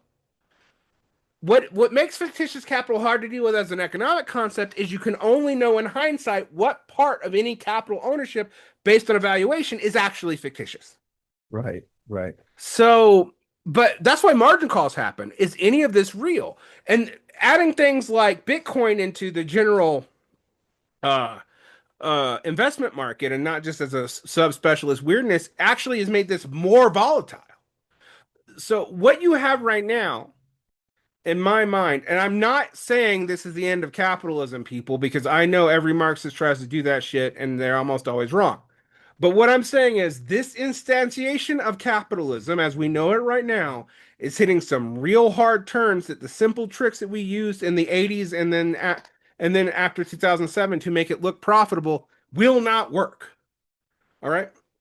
Yeah. Um I was Go also thinking ahead. about how the way the United States military, having not won a war in like 70 years or something, uh, is spending orders of magnitude in currency compared to our closest competitor, right? Is also a military that is not effective enough to win any wars, that is not going to do anything for the Strait of Hormuz, and has never before appeared so much to be on its face. Just I'm a going to push big back on you money on that. laundering scandal in a way. Does that Well, make sort sense of. I now? mean, Because I'm going to push back on you yeah, on yeah, one yeah. thing. Please do. Yeah. Our military has run military victories, but has lost every strategic victory it's tried to do since Vietnam. It Right. lost Vietnam militarily, but Right. did not. If we look at Iraq, Afghanistan eventually became a military defeat. Kinda. Not that because the initial military objective, the strategic objective was completely lost, and then the enemy came back to power. You can call that a military defeat, but Sure. the enemy did not come back to power because they were able to kill enough of the U.S. military to get them to leave. We just got tired of being there. The Now I'm not saying this to defend the U.S. military because what your second point is actually a point. We need to break up what failure is and go back to what you were saying early on. We're very good at killing people. Yeah. Yeah. Right. Right. We are So not very good at actually achieving anything strategic and really haven't done it since World War II. yeah. Um, I will also say, however, most other militaries on Earth haven't either. This is where things get a little bit more complicated. So we talk about all Mm. these state militaries. This technology has weirdly both de-democratized violence and that things like nukes are the ultimate de-democratizing. They're a monopoly held by a few states. But also democratized violence because I can get a drone myself, 3D print some guns, and with a little bit of gumption and learning some survival skills and hanging out with Houthis or whatever, I Yeah. can actually fight back pretty significantly. Sure. There are exceptions to that. The exceptions is like Palestine, because Palestine has the nature of a civil war. You do want to talk about like the nature of warfare, and we'll talk about what the U.S. sucks at. All right. Hmm. Um, Warfare's changed dramatically in the 20th century. But ultimately, in normal ground wars, you still go back to Clausewitzian dynamics, and I'll tell you what I mean by that. So we hear a lot about fourth generation warfare, and that applies to insurgencies. And in any battle against anybody, the insurgency has the upper hand against an occupier because the occupier can leave. The battle is not zero sum. The people fighting you know that their existence is dependent on chasing you off. So they can take three, four times the losses. All right. Um, when it comes to so, for example, France versus Algeria is probably going to win eventually. Vietnam versus France, Vietnam versus America, Vietnam's going to win eventually. Um, More conventional wars don't happen between great powers because of the de-democratizing of violence we talked about with nukes. Uh, but they can happen with proxy wars.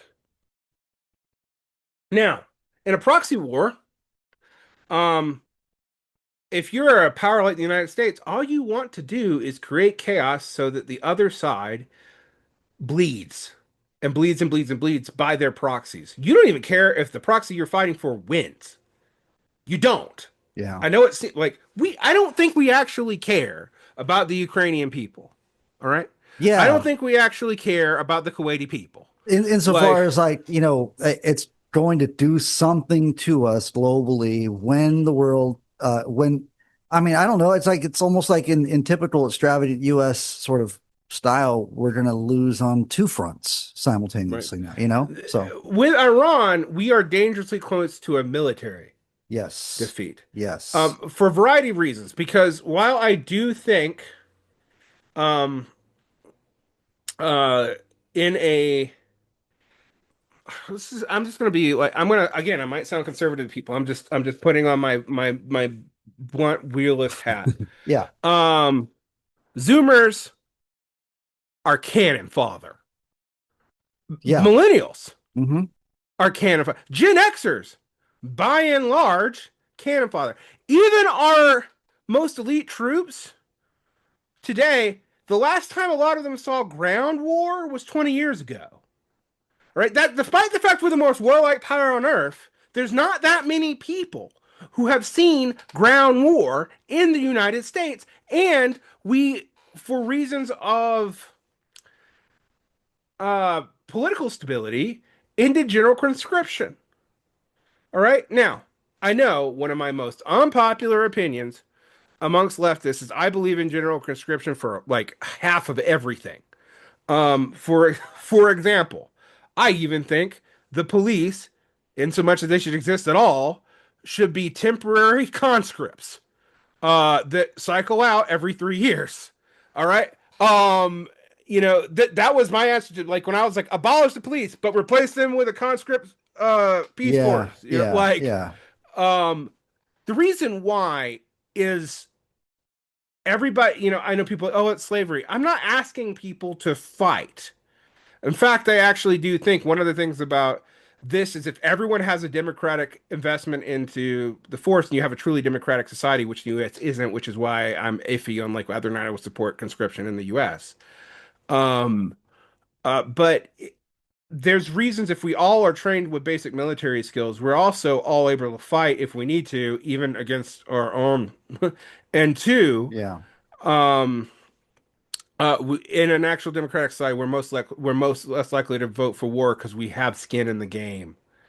Um, so, I but we mean, don't have a society that, by and large, has those kind of skills. well, I we mean, they also can don't play have video games, a, so I guess they can yeah. run drones, We also but don't have a drones don't. society where our foreign policy has anything to do with public sentiment at this point, you No, know? no, Like, no, no. The yeah, this is a worldwide trend. It's not just in the U.S., but in the U.S. it is almost the most extreme. Once Congress lost the ability to declare war, which it still has, but it doesn't have. It yeah, doesn't.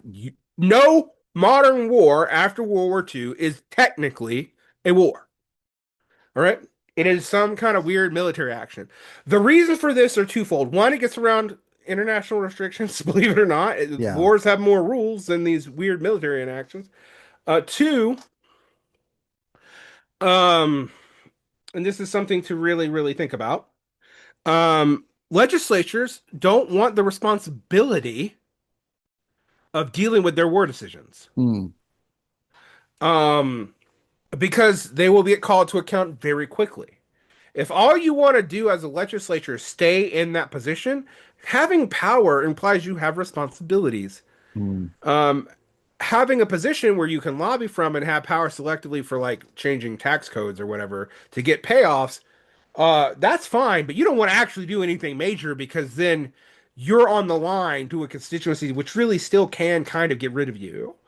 Um, so this leads us to a kind of a big problem. It leads us to a problem today because, for example, another unpopular opinion I have, protests are important for leftists in that they help them build solidarity, links between each other, get used to politics being something you do in person and that shit that you post about and just things that you fucking believe. But in their actual stated goals, do jack and shit. All right. I remember Eric Blanc was like, more people today need to learn about the protests about the Vietnam War, the most successful protest. And I was like, successful in that it had more protests. And actually, that's not even true. The wars, um, the wars in the global war on terror had larger, bigger protests earlier on in the war cycle. Didn't fucking matter at all. I think a All 20-year right. war like that will just drain the activism out of people. It's Yeah, just, yeah, yeah. I yeah, was an anti-war activist as a conservative back then. Like not even sure. as a and I would by like 2007 I'm like, "Oh yeah, we're still in a war." I remember when Biden got out of Afghanistan and I was like, "This war, I am in my 40s. This war has been going on since I was 20 years old." I'll tell you what, more that, yeah, I had one of those moments too. But one of the things when I was talking with David Parsons at one point, he told me about how when he was teaching university in New York around 2003-ish, 2004, when the news about Abu Ghraib came out, and all of a sudden it was all over CNN that the United States tortures people, and it was very shocking at the time. Oh, But I was there. I remember yeah, this. so 20 years later, it's like he thinks that if he walked down the hallway and was like, "Hey, did you know the United States tortures people, at interns at Duh. Guantanamo?" Yeah, people be like, "No shit, Sherlock," right? So the normatization of war crimes and torture has been an ongoing thing, but lately it seems like, um, It's after Gaza, it seems off scale. yeah, like, well, the junior attack partner of Israel has now normatized barbarism at all new levels that, Right. The and IDF was posting stuff on TikTok that we used to get scandalized when WikiLeaks broke. yeah, One picture of instead of the thousands that were floating around on TikTok from the yeah, IDF's own fucking videos. yeah. And I mean, and so, and it seems also with Trump, like, there's this normatization of like using social media from the bully pulpits to say the most scandalous shit coming from leaders, not to mention the normalization of just offing heads of state, which I think only 5 years ago we were still complaining about Russia uh, uh, assassinating people through like liquid poisons on the street of the UK or something, Right, like, right, yeah, yeah. I mean, yeah, like, it if we want to think was, about this, yeah, even with Saddam Hussein, all yeah, right, even with that shit, we still went through, I mean, like, we still went through a show trial by the Iraqi sovereignty, not by the US, yeah, under Iraqi law, and had Iraqis executed. yeah, Even with Gaddafi, we turned him over to his own mob. We didn't put a bullet in his head ourselves. yeah, Like, like if you think about this in a real sense, right? Now, one thing I do, I listen to capitalist media, like real capitalist. I listen to investor media, right? yeah, More than I do anything else. I like watch investor TikTok because everything else is bullshit, just total bullshit. sure. Even the like Chomsky used to say that about the Wall Street Journal. No, that's bullshit too. Now it's all ideological. Murdoch ruined that shit. Um, but they'll say stuff like, "Well, you know why we went after Gaddafi? It was really about the petrodollar. Like it wasn't about any other geostrategic Yeah, thing. He tried to trade stuff in another currency, and that's why yeah, we unleashed chaos. It was and like this guy's like it's not good even for business, but it's good for the petrodollar. So here's how as an investor how you might respond. And that amount of cold like rationality is important to see because I mean, I think the bourgeoisie right now is shot a little bit shot by its own barbarism, believe it or not. sure. Yeah, Um, because it's bad for their business. This is a sign of decline and instability and and potentially like things getting out of control domestically. I mean, the irony about all that stuff about like I don't go into color revolutions or whether or not something is organic or not. I assume that in Iran there were both intelligence assets and organic elements not related to those protesting that led to massacres and counterfights and all kinds of stuff because I believe in multivariate analysis, and anything that tells me one side is in control of everything is usually full of shit. Uh, Maybe with the exception of Israel starting this war. But even with Israel with us in the Iran war, let's be very clear. There has been an American agenda to get rid of the Iranian regime since at least 1981. And the reason why I say 1981 and 1979 is like we tried to get rid of it in 1979 and that went tits up and it basically was one of the things that ended the Carter administration.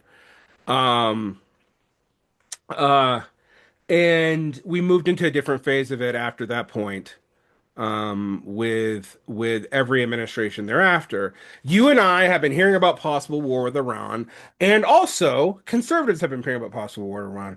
Conservatives are also war weary. They are. Now, 84% of MAGA Republicans will because they're about 15% of the US population if we actually do our population breakdown. Like since Mhm. only 30% of the population is aligned with the GOP, then you like take the subsector data that's of MAGA, which is most of it.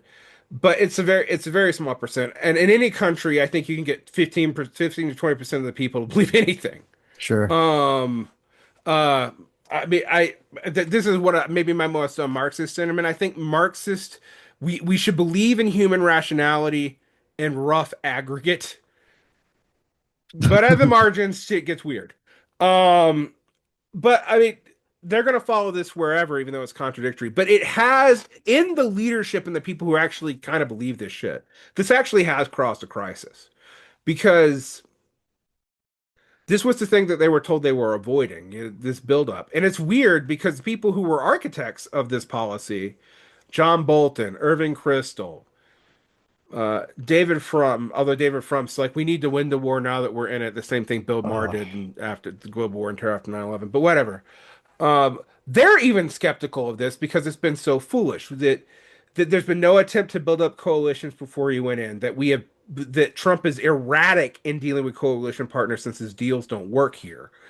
Um, and that we've centralized so much power into the executive and in which the state is part of, and then into the judiciary, which is actually at odds with the administrative state. And now we are literally having a battle between the conservative judiciary and the conservative executive, which with that same judiciary empowering the executive to the powers it has in the first place. Now, they have created a hydra that even they can't deal with. Um, I think we have to look at what this means for how things can get really bad.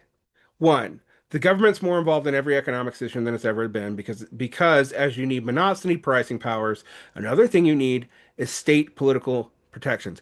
Bukharin and Lenin were talking about this in the fucking 19 teens. Mm. This is a long-standing trend in capitalism, but it's gotten more and more severe. Two, our elites are decadent. And I don't just mean that in that they're immoral, Epstein files, Epstein class bullshit, although that's true too. When you don't have oversight, you get all kinds of things can happen. But that's not the way I'm talking about. I mean, literally, they are so specialized that they can only think in the main specific ways. And when they have to shift, they can't do it. Three, um, we are sitting on top, and our entire economy is downstream of a war machine that has almost no ability to run strategic goals and can only kill people. And when it's turned on its own people, like it kind of has been with ICE in the early part of the year, that we need to remind ourselves of, it either functions just like the regular police do, CDC, or it becomes a chaotic, lawless shit show in which they can't even control the people that they're killing in ways that keep eyes off them. See what happened in Minneapolis.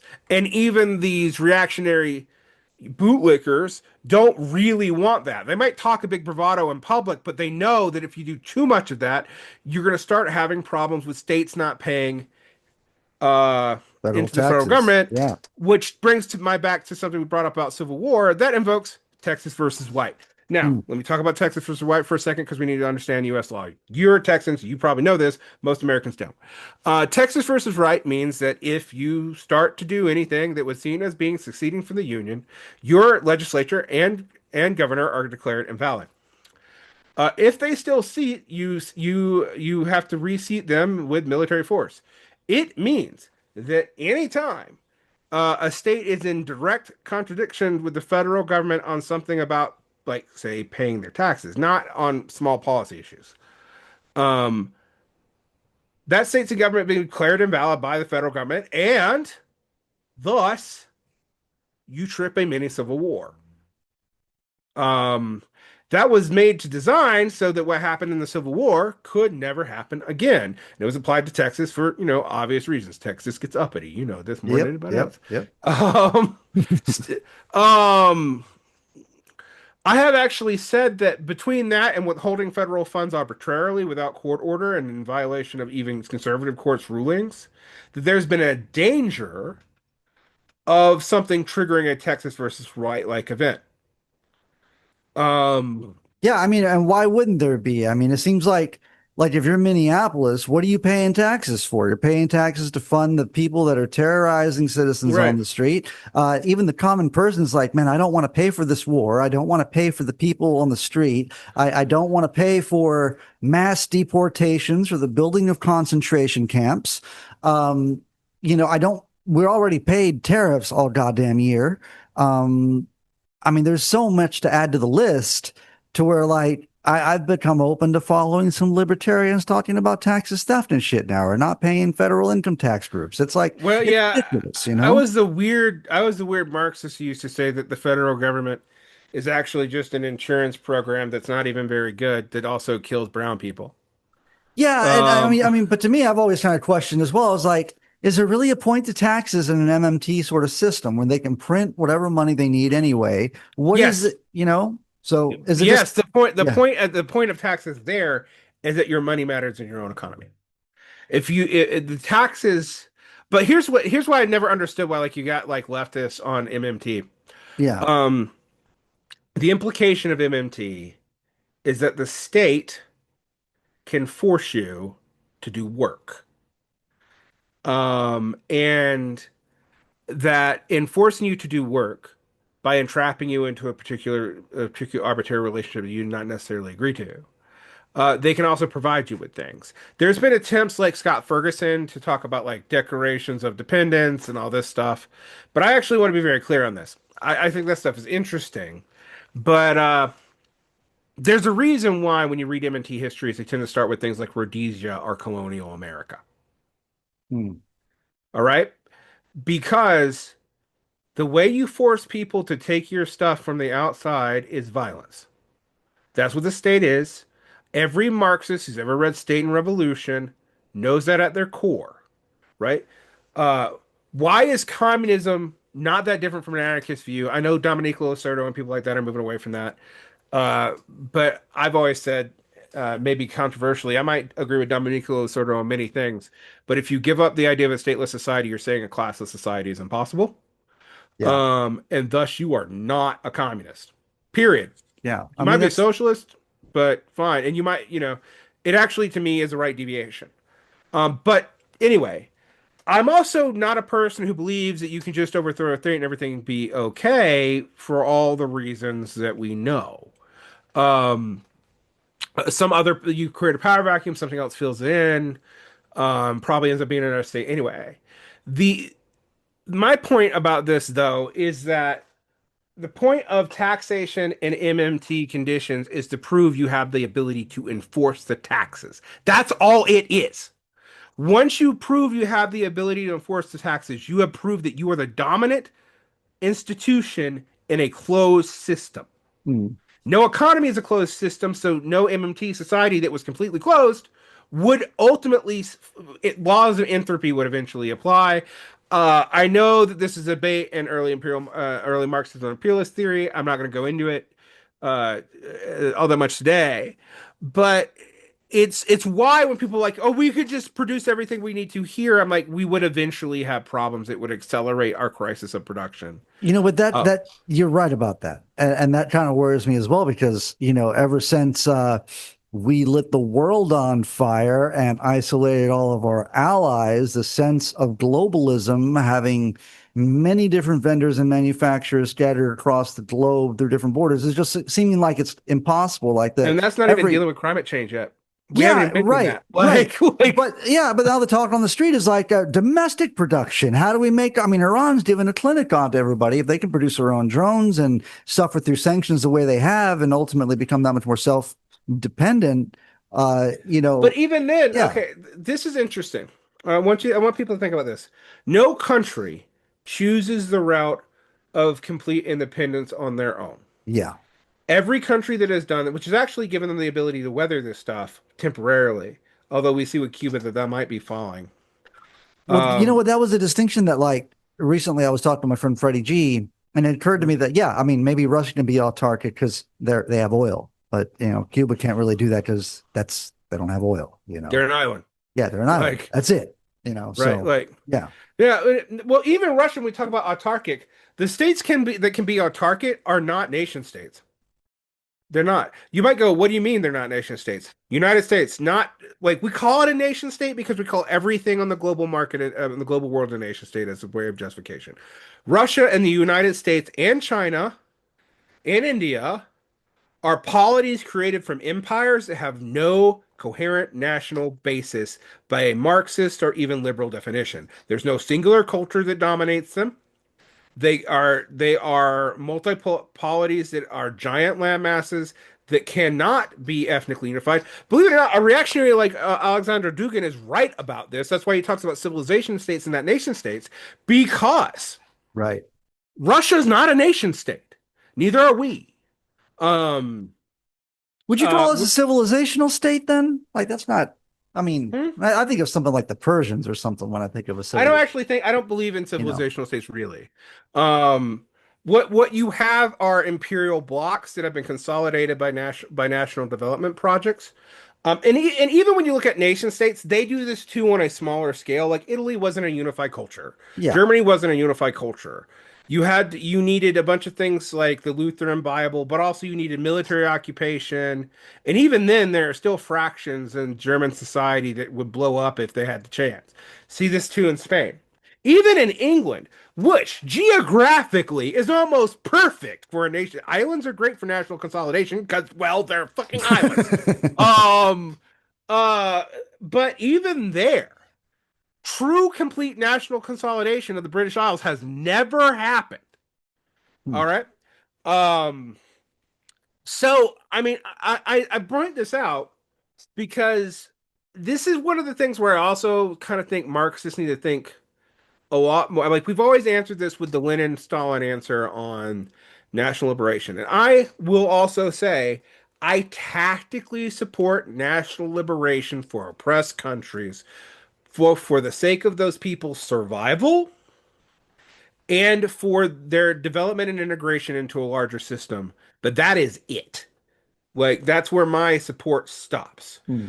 Um like I don't give a shit about national sovereignty for developed nations.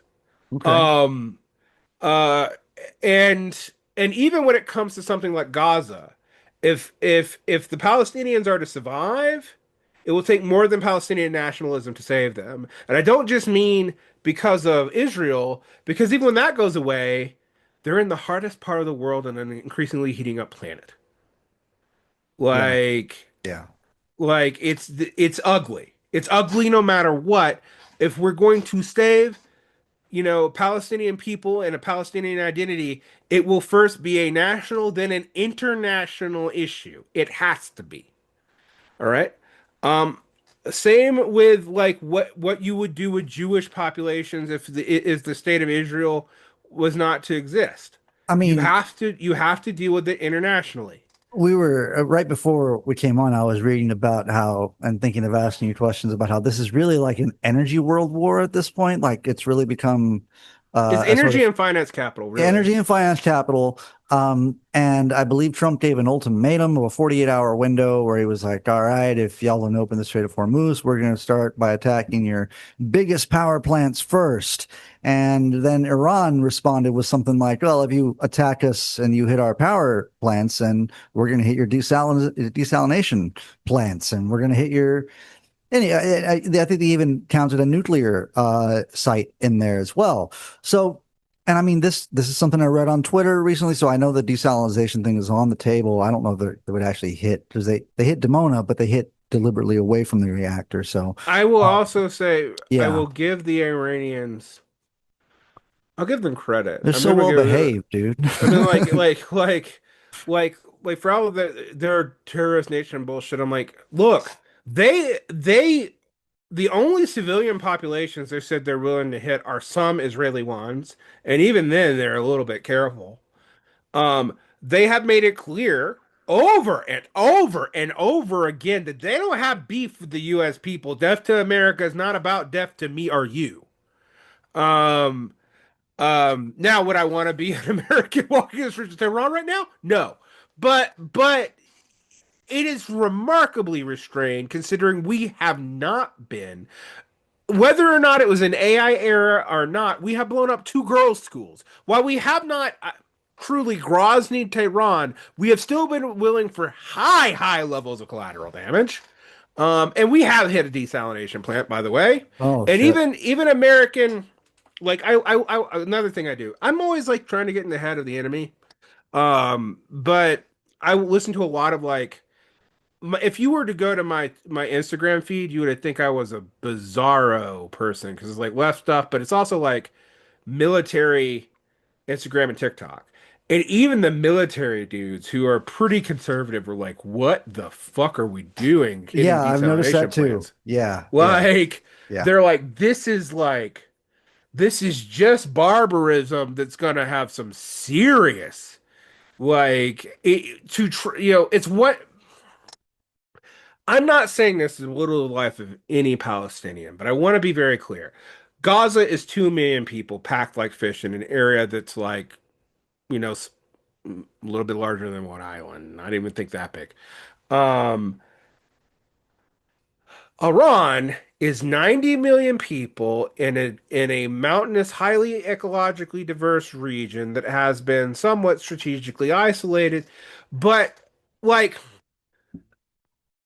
the entire Israeli population is 1/6 of the Iranian population. All right. That needs to like why can't Israel fight this war itself? People might go, there's no damn way. The numbers just don't work. Um uh I mean, it's the same eh, situation in Ukraine. You'd think we'd be used to this by now, you know? I mean, that the number of Russian military people they're willing to throw at, the problem far exceeds the amount of, but yeah. that on Ukraine, I actually do think this is going the way NATO wanted. They wanted to breed They Russia, did. and they're doing a good damn job of it, even though Russia's winning. They don't give a shit if you assume they don't give a shit about the Ukrainian people. Um, Yeah. which is Yeah. why when people talk to me about like, oh, you're pro-Russia, I'm like, no, I'm actually very much pro Ukrainian people. Yeah. All right. It Uh, just sucks that it is to be a realist about the situation, divorced from, it's oftentimes just portrayed no, as pro-Russia. Yeah. right. But because let's say even if Zelensky's government falls and they establish a government there, Yeah. then you have Afghanistan-like conditions on the edges of Europe, where you Yeah. have insurgencies who are never going to drop this. I'm waiting for Uh, this, like all these guns that have been shipped to that part of the world, they're going to end up in Europe. oh Like yeah, it's no, it's Europe's got problems. Europe is just as much of a powder keg as America, and unfortunately, uh, we have to talk about the most responsible party in the room, but China's plans that it was talking about, like during the first Trump administration, Belt and Road Initiative, all that stuff. That's all very different now. Even BRICS is divided. If you look at like BRICS countries, half of them are also on Trump's board of peace. There's not really any consistent counterpower. Um, We have what Japan paying for oil in yuan now, and right. I mean, I had a funny moment thinking that I wouldn't it be funny if like 2 weeks from now the United States was like, all right, we'll pay for oil in yuan too, we'll just see if Well, Iran will let us we through. actually have strategically desanctioned Iranian oil in a way that actually helps the Iranian government Yeah. during a war against Iran. So, I mean, like, I'm gonna date this so people know because we're talking at the 22nd of March because also this year has been a year. You talk about that Lennon quote, which actually isn't a Lennon quote. The earliest reference I can find to it is George Galloway. It's a paraphrase of Lennon, but anyway, where stuff is like every fucking 2 weeks in the United States since Christmas has been world altering about something completely different. All right. And now, okay, let's talk about what happens there. Trump probably can't do his seizure against local democracies. He doesn't. Here's my thing. Internal state capacity, they couldn't fucking pull off Minnesota. You think they're gonna basically declare war on every blue urban area in 18 states when they couldn't pull off Minneapolis? Despite the fact they were funding ICE, and I don't have the people in ICE because I can't get them, but they were funding ICE more than they're funding the fucking Marines. It's a good The point, people man. aren't Yeah. there. Yeah. You Yeah. can't occupy without people. All right. So Trump's not gonna probably pull that off, which means we're about to have a major constitutional crisis. Because if the Democrats, they're gonna be, I mean, Democrats are cucked, but they're not gonna be the level that the GOP is for their own domestic survival, if nothing else, because they're also seeing an insurgency. Democrats are winning elections but any kind of insurgent Democrat, I'm not just talking about DSAers, like any kind of insurgent Democrat at all, right, left, even weirdly center ones, if you're against someone standing in Congress, you have a good chance of winning right now. And this is happening without the Dems raising money because the Dems I isolated their small donor base and fucked around with their large donor base, which was mostly tech. So the Dems are Yeah. so like so you're gonna have these Dems come in who are largely insurgent but have no unified agenda, no clear vision for anything, um, are also going to deal with a party that is like um, structurally non-opposition opposition, and it has been now for 3 decades. That's their primary. What do we know Democrats for being? Obnoxious during Republican administrations, but also like talking about anti-war points while voting for military budgets. I mean, that's what they do. They Yeah. and people are like, oh, it's because of Democrat. No, that's too. You're not being structurally deterministic enough. It doesn't matter who you're going to put in there. Given what the Democrats' funding on and their class basis is, that's going to happen. All right. Um. So to bring this back to your point though, there is no competent administrator of the empire. We'd always talk like the Democrats, by and large, have been the more competent soft power administrators of empire. That's what they've historically done. And that's made them very popular in their presidencies, actually. Obama was not George W. Bush because he was nicer about it. Yeah. That's really it. There's not like it's a matter of degree and not kind. Um, but that's not possible now, right? The Dems can't do like they want to do it. They structurally want to do it, and they can't. Mm, mm. So we're going to be in a real big crisis as you have a standoff between an increasingly unitary executive and a legislative branch that is both incoherent and only unity is against that executive. Um, Yeah. and which cannot keep its base in check by just talking points anymore. It can't. There's not going to be a way for it to do that. And you see that, you really see that in like one event that happened that blew my fucking mind, even though I think it's fake. Gavin fucking Newsom taking anti-Zionist talking points. Yeah. They know. They're hoping they can do the same bait and switch on this as they did with DSA talking points about Medicare for all and whatnot. That you still hear Democratic socialists say, "Oh, we Yeah. popularized that." Yeah, you popularized it, but like we're further away from it now than we were in the 1990s. You just made it more popular. Good on you. Popularity isn't leverage, particularly in a federalized society that democratic leverage don't matter anymore. Well, they have to have, they have to have realistic conversations going on behind closed doors off the record. They're like, hey guys, this is really unpopular now. And public sentiment is not with Israel at this point. And, if you want to get any of the Zoomers, it's the first thing you have to disavow. Well, And I think you're going to see I think we will eventually. One thing that may be sacrificed is we might see public Chuck Schumer like run out of town on a rail. Uh, Not because people are going to actually disagree with his policies, but because it's too blatant and too obvious. well, the other side of this too, man, is that like we're speaking as if there's still going to be an Israel 6, 8 months from now. If it continues to be pummeled by bombs night after night, and there's not like a Samson option pulled, or so, if we all don't die in nuclear winter with Israel backed up against a wall, I don't think that speaking of like populations that aren't sort of that aren't a If I unified was going to block, put, they're all from elsewhere. if They're I'm going to all, put, yeah. here's my most dire prediction that I'm not Sure. making as a hard prediction, but I said this at the beginning of 2021. We will be lucky if anything other than China and India are still polities at the end of the century that we would recognize. And Hmm. I'm actually somewhat serious about that. Yeah. Latin America is going to get more volatile. Heat.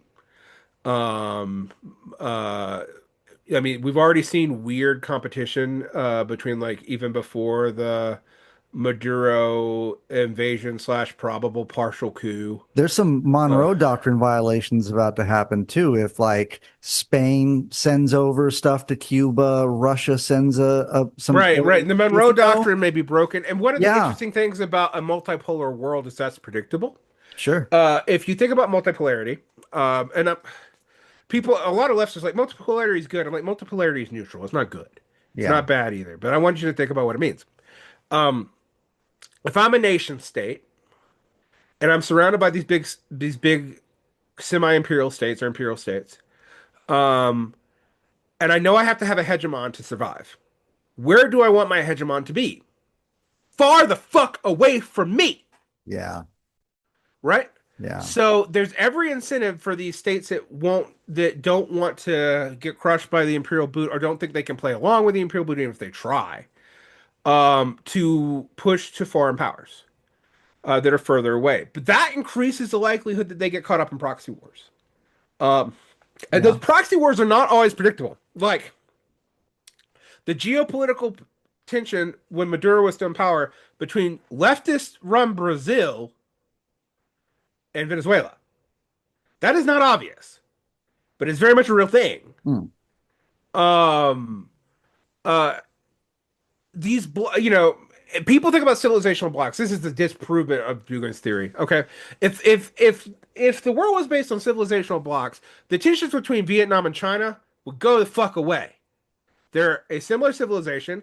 They're a similar fucking a liberalized communist state. By liberal, I mean open to markets. Um, they have historical ties, but those very historical ties also means they don't trust each other.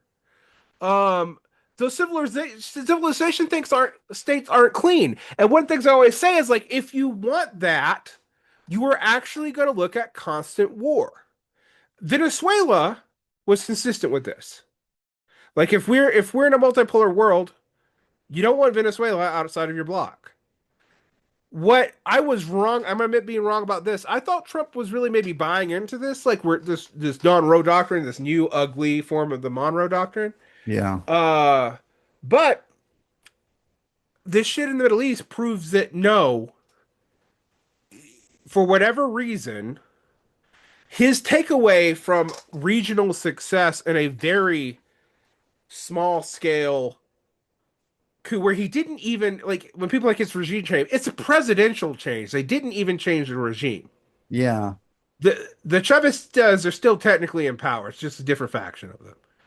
Um, Uh, I mean, the other thing that that does is it removes all the ideological justification that liberals have given to themselves about this. Like, this is pure power politics being played by someone who doesn't actually understand power politics. Because any like college political science person would have told you, even if you could pull this stuff off with Maduro, there is no damn way you're going to pull this off with the Islamic Republic. It's not a regime of personality. Right. It's Right. it is a republic. Whether or not you think the religious element of it is valid or not is irrelevant to its republicanism. Um, Well, it I is mean, domestically it is domestically not super popular all the time, but that's mostly because of economic sanctions. but the propaganda machine that's been enacted towards specifically Iran since 79 Mhm. has made it to where we occlude everything useful about knowing the enemy. Like if we saw them as an enemy, it would be beneficial for us to understand, oh, they have a constitution. And if there's a person at the top that's taken out, there's another person that will Yeah, step in. And there's no Islamic Republicology like there was criminology. right, right. It's there's no genuine interest in the capital O other. Like there's no love in us in this at all. It's just a caricature of a Hollywood terrorist and a dusty yellow tinted frame in the minds of a lot of, at least I think that's how, Pete Hegseth imagines all of this to be. I think Right. that's, like, and sometimes when I argue with conservatives, I really feel like there's a failure to create a distinction between movies and reality. For a while, like the whole AI conversation was like, oh yeah, AI is gonna kill us all. It's like Skynet. And it's like, no, you just have a Terminator in your mind. Like that's all that argument is in a way. And in the same way that, Muslims are characterized after 9/11 in a very caricature sort of way that is tropic and so But it has a lot less power. I mean, like, here's the thing. yeah, Even with the Iranian diaspora, even with its most reactionary elements, right? Like, yeah, and those are real. But like, I know plenty of Iranians sure, personally. sure, You do too. yeah, My doctor was Iranian. right, My poetry professor, my MFA was Iranian. beautiful, Like, I didn't just know the rich Pavlovist fuckers in LA. I also knew Baha'i. I also knew people who were relatively sympathetic to elements of the Islamic Revolution, or at least to Mossadegh, sure, et cetera, et cetera, et cetera. Um, we all one of the our ironies of the global war on terror is there's an increased Muslim population in the United States that is also very well integrated. yeah, yeah. It Look does at not do what everyone was told they were going to do.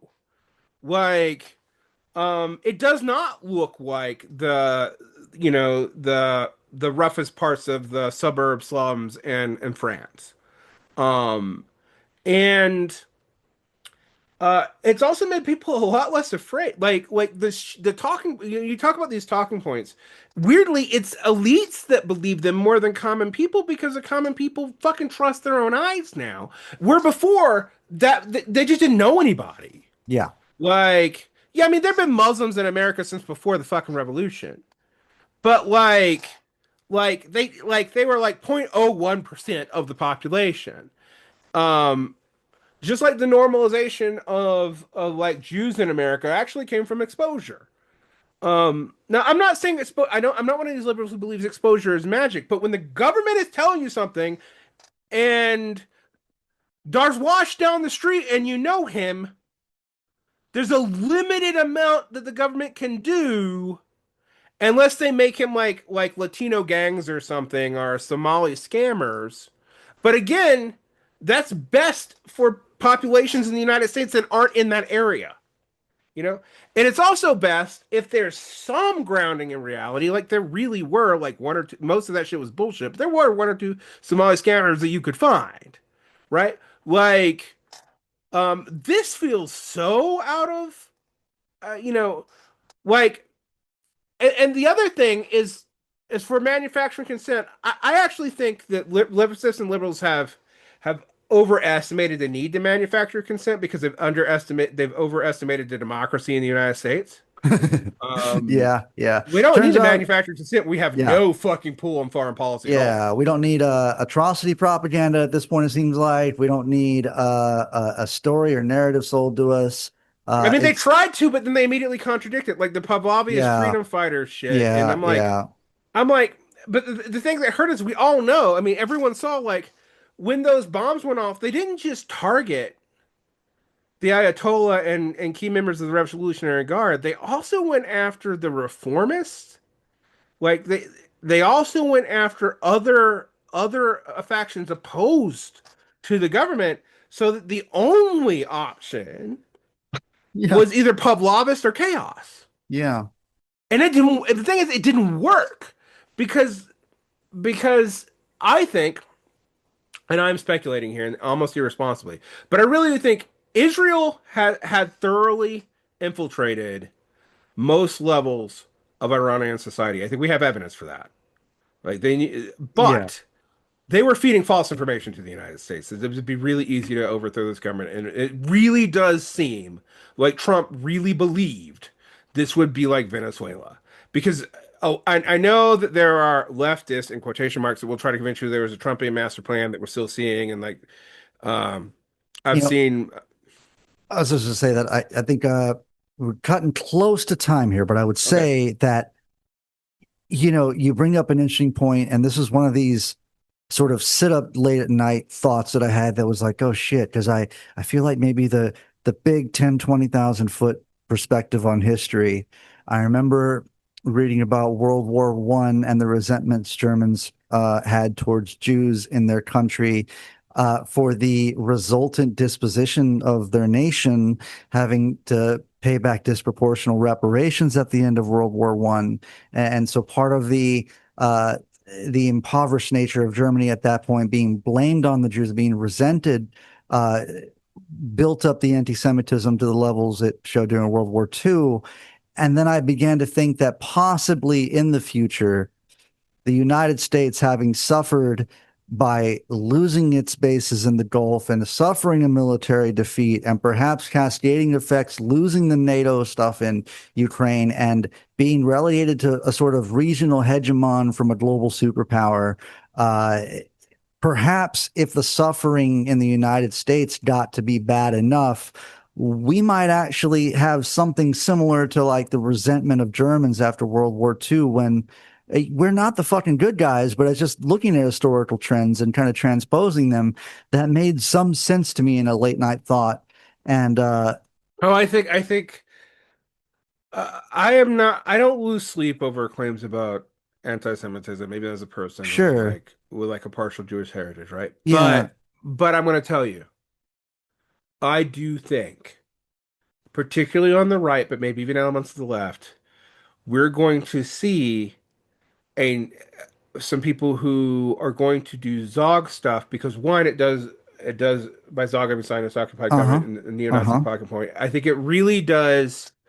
In the case of this war, it does seem like a Zionist parastate really did have influence on our foreign policy here in a way that's hard to explain from our own domestic elites. Even though it is part of our domestic elite agenda, the way it's happened does not make sense in our interest. However, um, and you add to the nature of elite circles and banking and like what half the names in the Epstein file sound very Hebraic. Um, you're going to see some real nasty stuff to save an American national identity to say that we didn't do it ourselves. yeah, that, yeah, yeah. And Oh my I think God. we see that. Um, I think we see that in the weird, like Professor Jag and Candace Owen talking about weird Freemason Joseph Frank conspiracies that are absolutely insane. And I've even seen leftists parrying them. And I'm like, this is nuts. But Yeah. this is what happens in a society that has declining elites, very little equality. So very little means for you to actually affect or become some kind of administrator of things yourself. Um, uh, uh, um, an inconstant economic basis. I don't think the U.S. economic economy is going to crash as immediately as other people think they do. But I don't see, just like I don't see for Britain, an easy way out of the amount we're having to service to keep the bond market in. And I haven't mentioned this, but without the bond market, our dollar, the two things that if we lose, we can't continue doing our internal spending is the bond market, which ties other people to US dollars. That's what it does. Hmm. Um, and the petrodollar. If those two things are completely weakened, then the only thing you have is domestic production, and the tariffs have fucked that up. Yeah. Um, so so all three levers are going to take a long time to improve. I'm not saying that there's no future for things in America, but the American empire as we understand it right now, and the fact, by the way, you know another change, you were talking about like what we see with the atrocities. I got yelled at for calling America an empire in 2001. Now even people who are like neoconservatives admit that it is. Yeah. All Yeah. the lies are falling away. Yeah. Um, um, but all that's gone. It can get very, very ugly. And I'm going to give you a few stats that really concern people. Yeah. Tell me. We one fourth of farmers do not. There's one fourth of farmers do not have sufficient fertilizer for the upcoming production plot, and that's just here. It gets worse outside of North America, because we have still, even despite COVID, despite everything else, not really built up supplies and redundancies for things like metals. We just started Project Vault, but like you got to get nitrogen. One of the ways you get nitrogen is through the Strait of Hormuz, and no, it's not all ours. But the other thing is we're in a global market. So if there's a shortage everywhere, those things go to other places. Like for example, during the Ukraine war, where bread went up really a lot because Ukrainian wheat wasn't flowing to the world market. We don't get Ukrainian wheat here, but our wheat was now going to the global market, the people who normally bought Ukrainian wheat. Yeah. So you saw major things shift. Now there will be fixes to some of this, but there's so many happening at once, and we are so incompetent administrated. And where's our bourgeoisie? I mean, in smaller countries, this is the shit that leads to a military coup or a banker's plot. Yeah. We're Yeah. not seeing that. Um, and that is one of the questions I've wondered as to why. Like, why was the military able to be hollowed out by a bunch of fuck offs? Like, that's shocking. The Yeah. military, as you said, maybe it's a grift and it hasn't won a strategic goal, but it has been the competent developer of technology and the only non-academic expertise in our damn country for a long time. And they just rolled over to Pete Hegseth?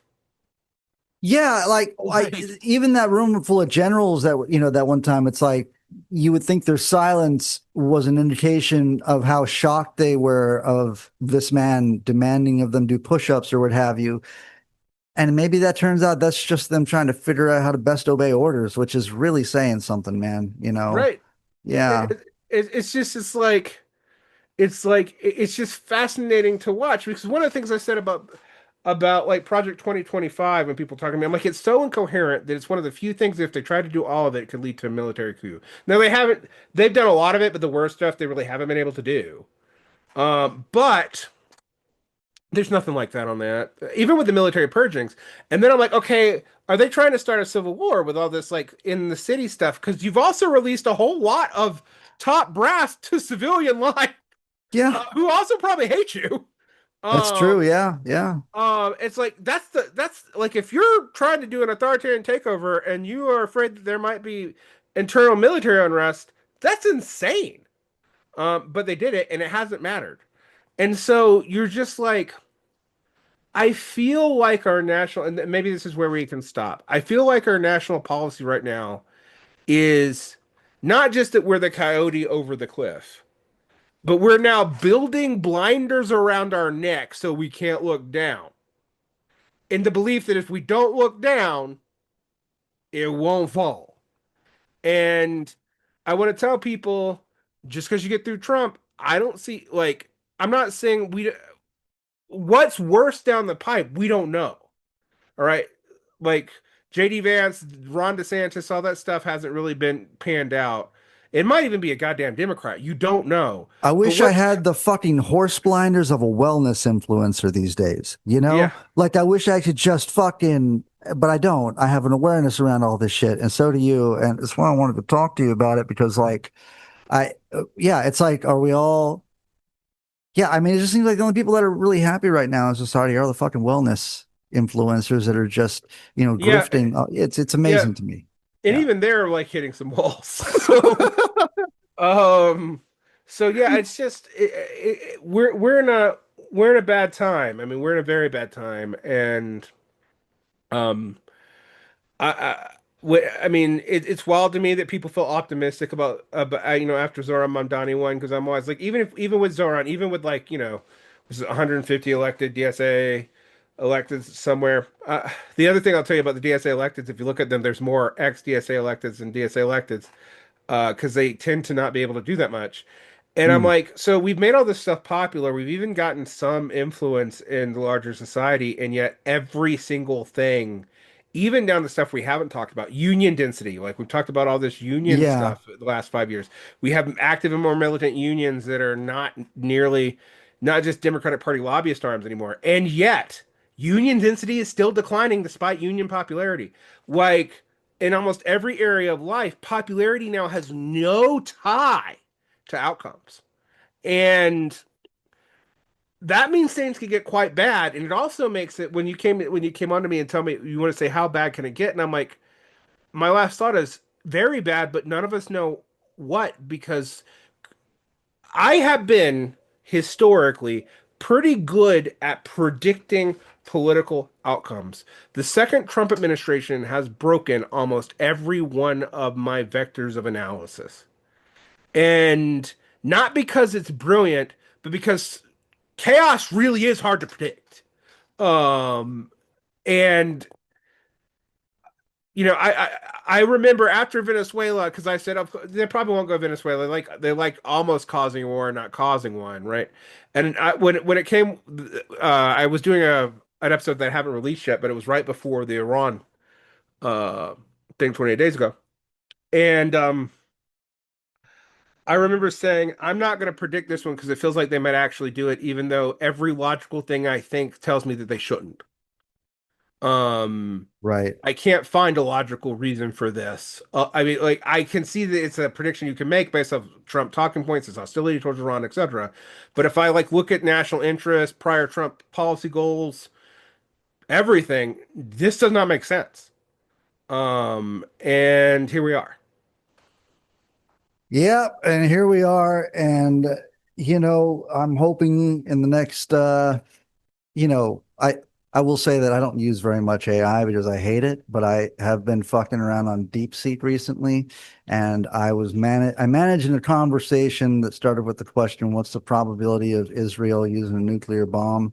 I told answer only in numbers. It gave me the number three over the last week by just giving it standard news fare that comes off of that comes off the internet. I've managed to get it up to a 97% certainty that Israel will use at least a tactical nuclear bomb, which is not good. And I don't. It's fucking AI. Who cares? I don't know, but it is kind of scary that That's like terrifying. it's yeah. And I mean I can send this whole conversation to you, man. But it's like uh, I shouldn't be able to do that based off of just normal things that are going down.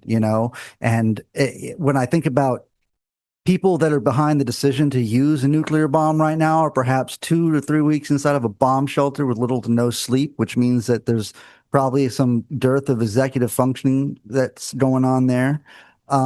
When I think of the backed into a corner nature of our absolutely narcissistic president, not willing to appear weak, I think that's additionally, destabilizing to the entire equation that we are in right now.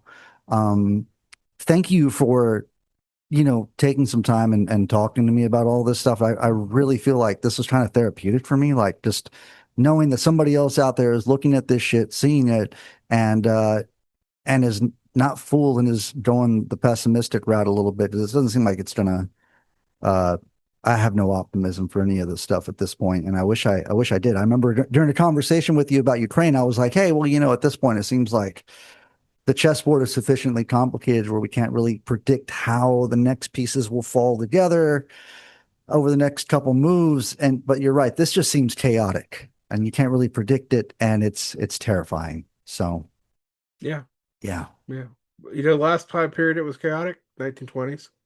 Well, we'll see how that goes. yeah, Like, yeah. Yeah, I mean, I think about someone like Nikolai Trubetskoy, who during World War One was hanging out in like Russia, and then all of a sudden that empire crumbled, and he's like, "Oh, honey, let's just go to the Ottoman Empire now. It's fine, we'll get right. there." And then he gets there, and oh, honey, Yeah, let's go to Austria now. And yeah, I had my conversation with my wife actually about this when we were talking about like, well, where would we go? And I'm like, I don't know. Everything might fall everywhere. yeah, it's all Like, gonna fall everywhere, man. I don't know what to do, but yeah, yeah, like, oh, you're gonna run to Canada? It's too close to us. Like, it's yeah. it's hard to get into China. Last time I checked, And um, now I can't go to an airport because ICE is going to be the guy who, shoots me for fucking having 3 ounces of shampoo. oh So yeah, I how the forgot fuck about you, that. yeah, it's supposed to start tomorrow. So yeah. All right. Well, listen, brother, thank you again. Much love from Texas going to you and your wife. And I hope to do this with you again in the next like week, 2 weeks or so. We'll catch up and see if the world is still around and Okay, what new unfathomable horrors have revealed themselves to us. So, okay. all right, brother. All right, Have a take great care. night. You too. You too. Bye.